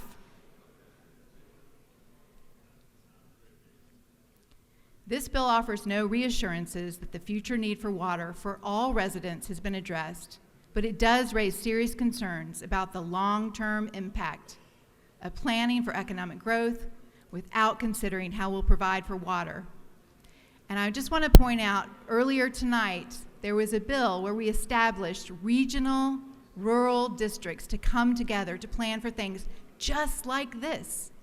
And that's why I think this bill, we should pause and should think about it in that same way to make sure that we're doing the right thing for the long term, for the water, for all of us in the state of Georgia. I urge you to vote no on this bill. Thank you, and I yield the well. The lady has yielded the well. That completes those opposed, speaking to oppose the bill. Is there any objection to the previous question being ordered? Chair hears none. The previous question is ordered. We do have a minority report that's being waived. We do have the chair's time for up to 20 minutes, Madam Chair. But I'm sure you can shed some light on several of these issues. So the chair of the Natural Resources Environment Committee, Representative Lynn Smith, is recognized to speak to the bill. Representative Smith. Thank you, Mr. Speaker and members of the House. This is a serious problem. We can't pretend it's not. But when you're a parent, when you are a business owner, when you're a decision maker, you don't look at what happened, you look at how do we solve it. So this is before us as a body. We have had successful public-private partnerships when we built our roads, pay toll, whatever. For right now, we've been dealt a hand that says the only direction we can take is if this county will relinquish its letter of concurrence. That's it. That's what this bill is about. Yeah, I wish there'd been better planning, but you can't deny the fact that you need the people to have the homes to do the work. That's before us. My dad used to say, honey, what's the reality check? The reality check is there's no choice. So this is before us. The letter of concurrence lets this go forward, the relinquishing of that for a short period of time. I think all of us should watch this process as it goes forward and pay attention to it. But when I used to fold my arms and say, I don't like what just happened, hello, it's happened. How do you deal with it? So my point to our body is, I think we do have an obligation to watch this. But I also think we have a primary obligation to fulfill the commitment for the state of Georgia to this huge employment opportunity we have for our community. So let's just join together and keep an eye going forward. But if this letter of concurrence is a deterrent, deal with that, move forward, and we all better keep an eye on what's going on. Thank you, Mr. Speaker. I yield the well. The lady has yielded the well. That completes all of our discussion on House Bill 1146. Is there any objection to adopting the committee's substitute? Chair hears none. The committee's substitute is adopted. Is there any objection to agreeing to the report of the committee, which was favorable to the passage of the bill? The chair hears none. The report of the committee is agreed to. Shall this bill now pass? All in favor of the passage of the bill will vote yes. All those opposed will vote no, and the clerk will unlock the machine.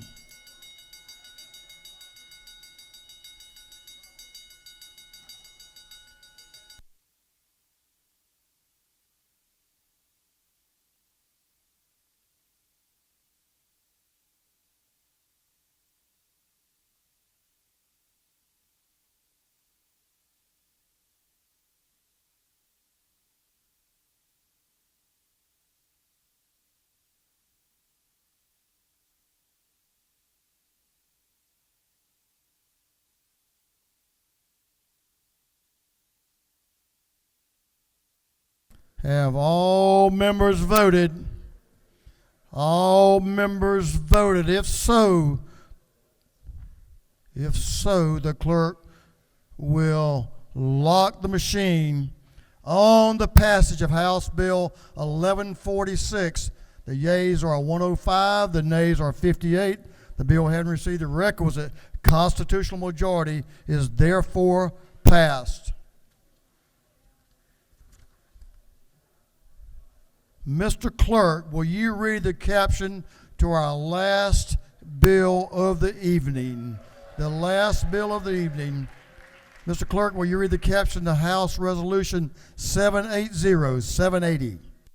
House Resolution 780 by Representative Petrie of the 166th and others, a resolution proposing an amendment to the Constitution of the State of Georgia so as to clarify that only citizens of the United States shall have the right to vote in elections in this state. This resolution has been referred to the Committee on Judiciary.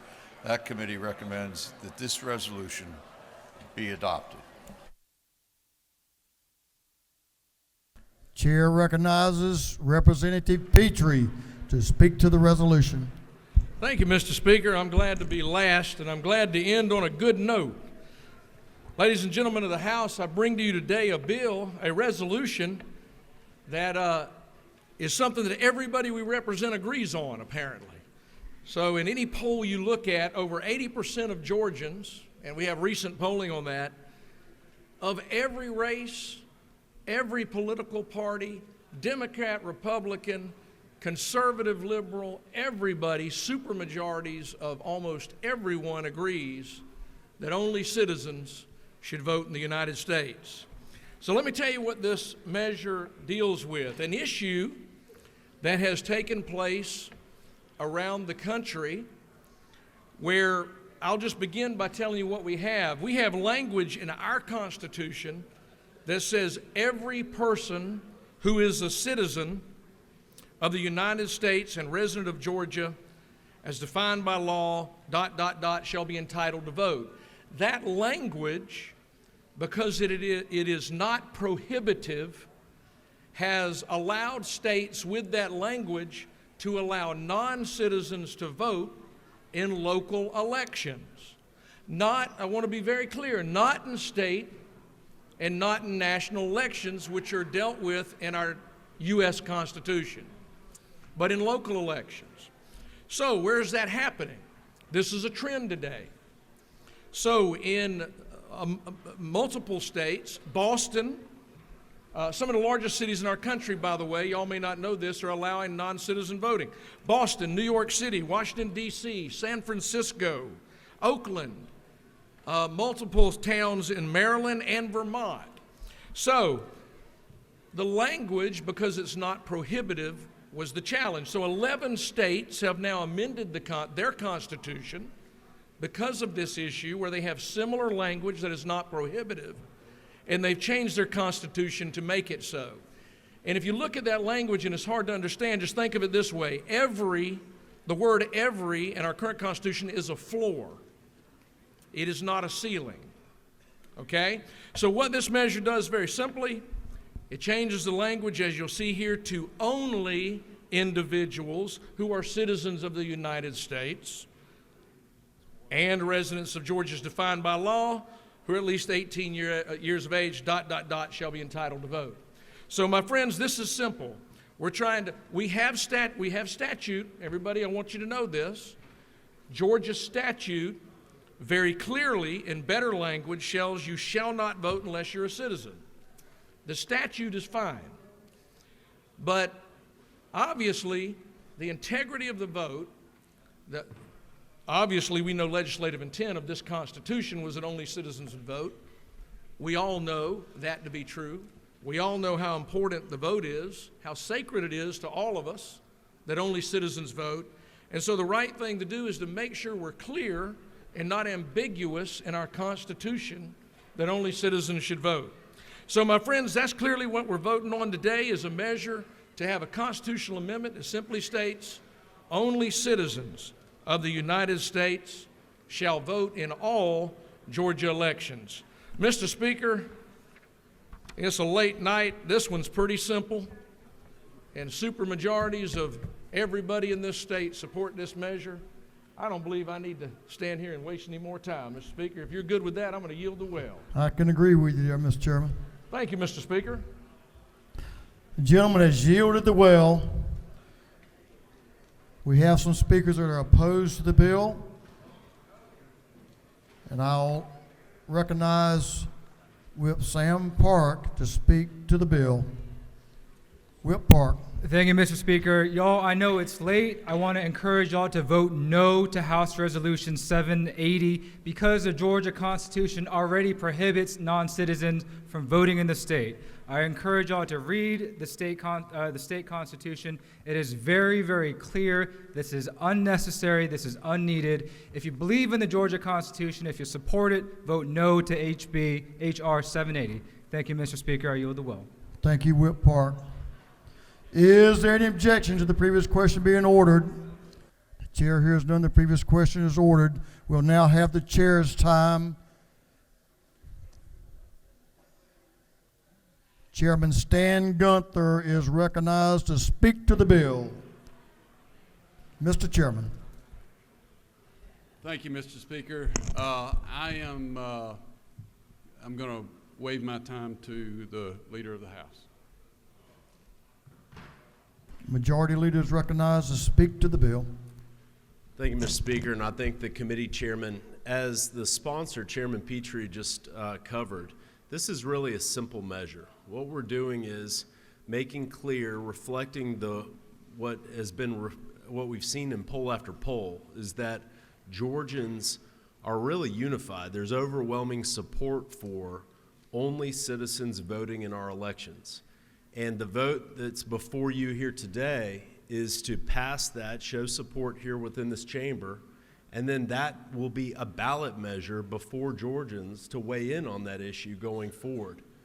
And there's nothing wrong whatsoever with putting this question to Georgia voters, certainly.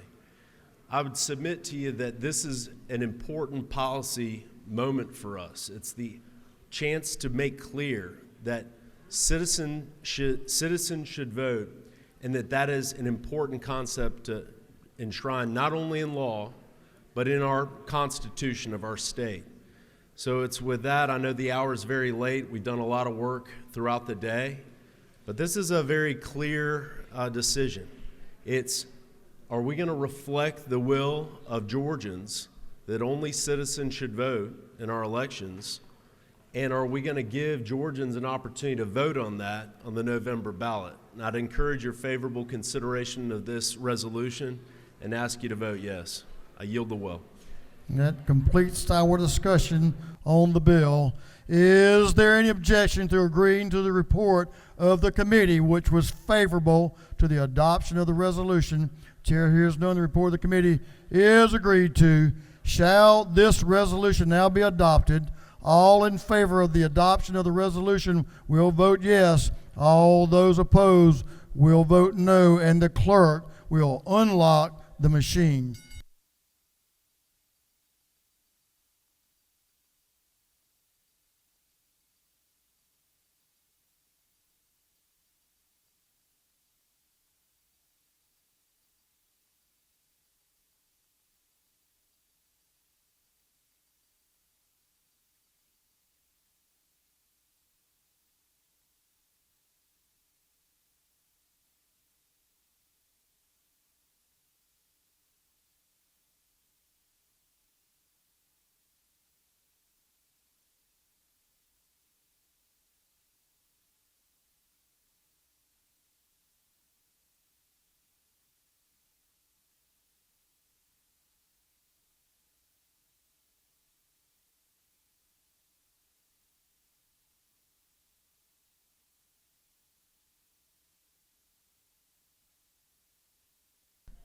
Have all members voted? For what purpose does Representative Carpenter rise? Parliamentary inquiry. State your inquiry. Is it not true that me and Chairman Petrie don't always see eye to eye on immigration issues, but I appreciate this legislation to protect the sanctity of the ballot box and make sure that U.S. citizens are the only ones voting in it? I'm sure the gentleman speaks the truth on both of those issues. For what purpose does Representative Roberts rise? Parliamentary inquiry. State your inquiry. Isn't it true that the Georgia Constitution, Article 1, Section 2, Paragraph 2, states expressly, every person who is a citizen of the United States and a resident of Georgia as defined by law who is at least 18 years of age, ... You get the drift. And isn't it further true that this is more performative politics at 11:10 at night, wasting Georgia's taxpayer dollars and time when we should be passing bills to help Georgians? I think the lady is exactly on target with that, and I've heard several of those statements tonight, including that one. For what purpose does Representative Williams rise? Representative Al Williams. Thank you, Mr. Speaker. Is it not true that while I respect the will of the people of Georgia, if what we're saying is true, why haven't we given the people of Georgia the right to vote on casino gambling? Well, the gentleman has lots of opinions about lots of things, and I respect most of them anyway. For what purpose does Chair Lady Houston rise? Isn't it not true that every once in a while we need to have a vote to show people that we are Americans, and that's what this vote is about? I'm sure the lady believes that and states it succinctly. Last one, for what purpose does Whip Burchett rise? Parliamentary inquiry. State your inquiry. Mr. Speaker, isn't it true the decision we're making here with your vote on the board tonight is that whether or not you would like to allow someone that is not a citizen of the state of Georgia to vote in our elections? I'm sure the gentleman believes exactly what he says. Have all members voted? If so, the clerk will lock the machine. On the passage of House Resolution 780, the adoption has failed. The proposition failed to reach the 120 vote. The yeas are 98. The nays are 61. The resolution, having failed to receive the requisite constitutional majority, is therefore failed. Mr. Clerk, will you read the caption to a group of privileged resolutions? Honoring the life and memory of Melda Whittle Blackmar.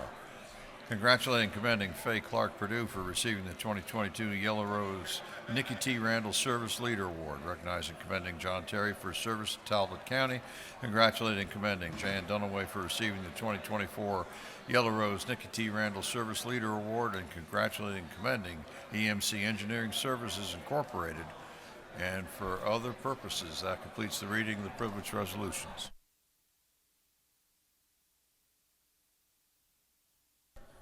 Is there any objection to adopting the privileged resolutions? Chair hears none, and the resolutions are adopted. We have two afternoon orders, and I'm going to ask both members to have a 1-minute afternoon order. 1 minute for these two afternoon orders. Representative Tran is recognized for a very important afternoon order. Representative Tran.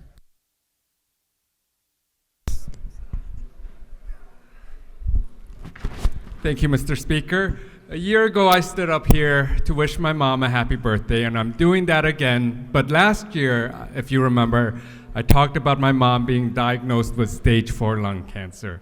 So a little good news and a little bad news. The good news is she's winning the fight against cancer. It's gone from one lung, and so she's hanging in strong, but it has been a rough year. I also want to take this time real quickly to thank my colleagues who reached out to me this summer when my dad passed away. It was a tough time for my mom as she's fighting cancer. And so, but she's getting healthy, and she took off for Vietnam a few days ago. So happy birthday, Mom. And yes, I'm gonna go get some sleep. Happy birthday, Mom, a beautiful lady. Take care of your mother, you only have one. Representative Bell is recognized for an afternoon order.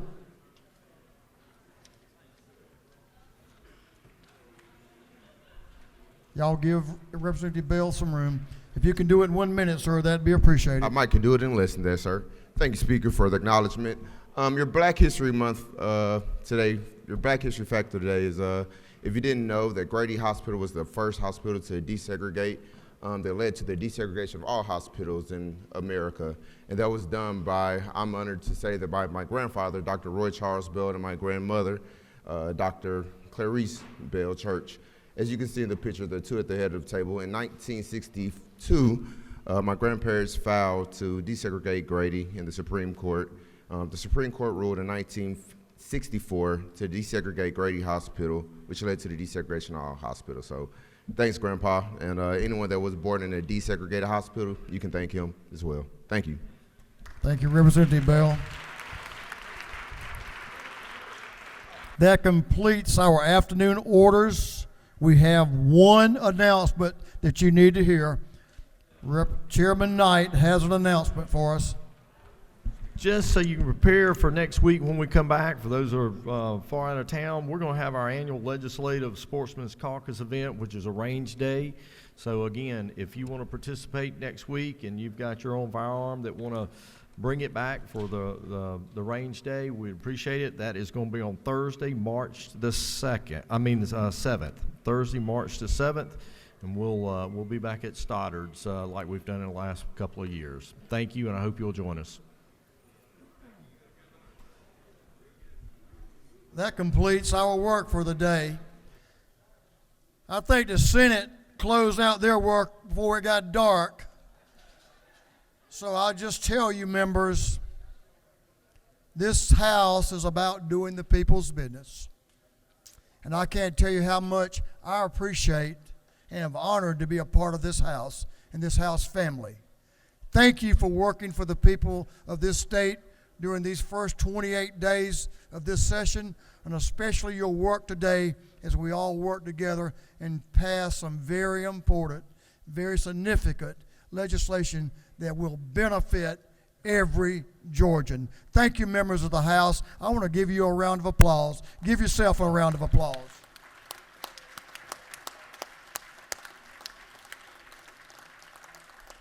The majority leader of this House is recognized for a motion. Thank you, Mr. Speaker. I move that this House stand adjourned until 10 a.m. on Monday, March 4th, 2024. On the motion of the majority leader that this House stand adjourned until 10 a.m. Monday, March 4th, 2024, all those in favor will say aye. All those opposed will say no. It's clear to me the ayes have it. We are adjourned.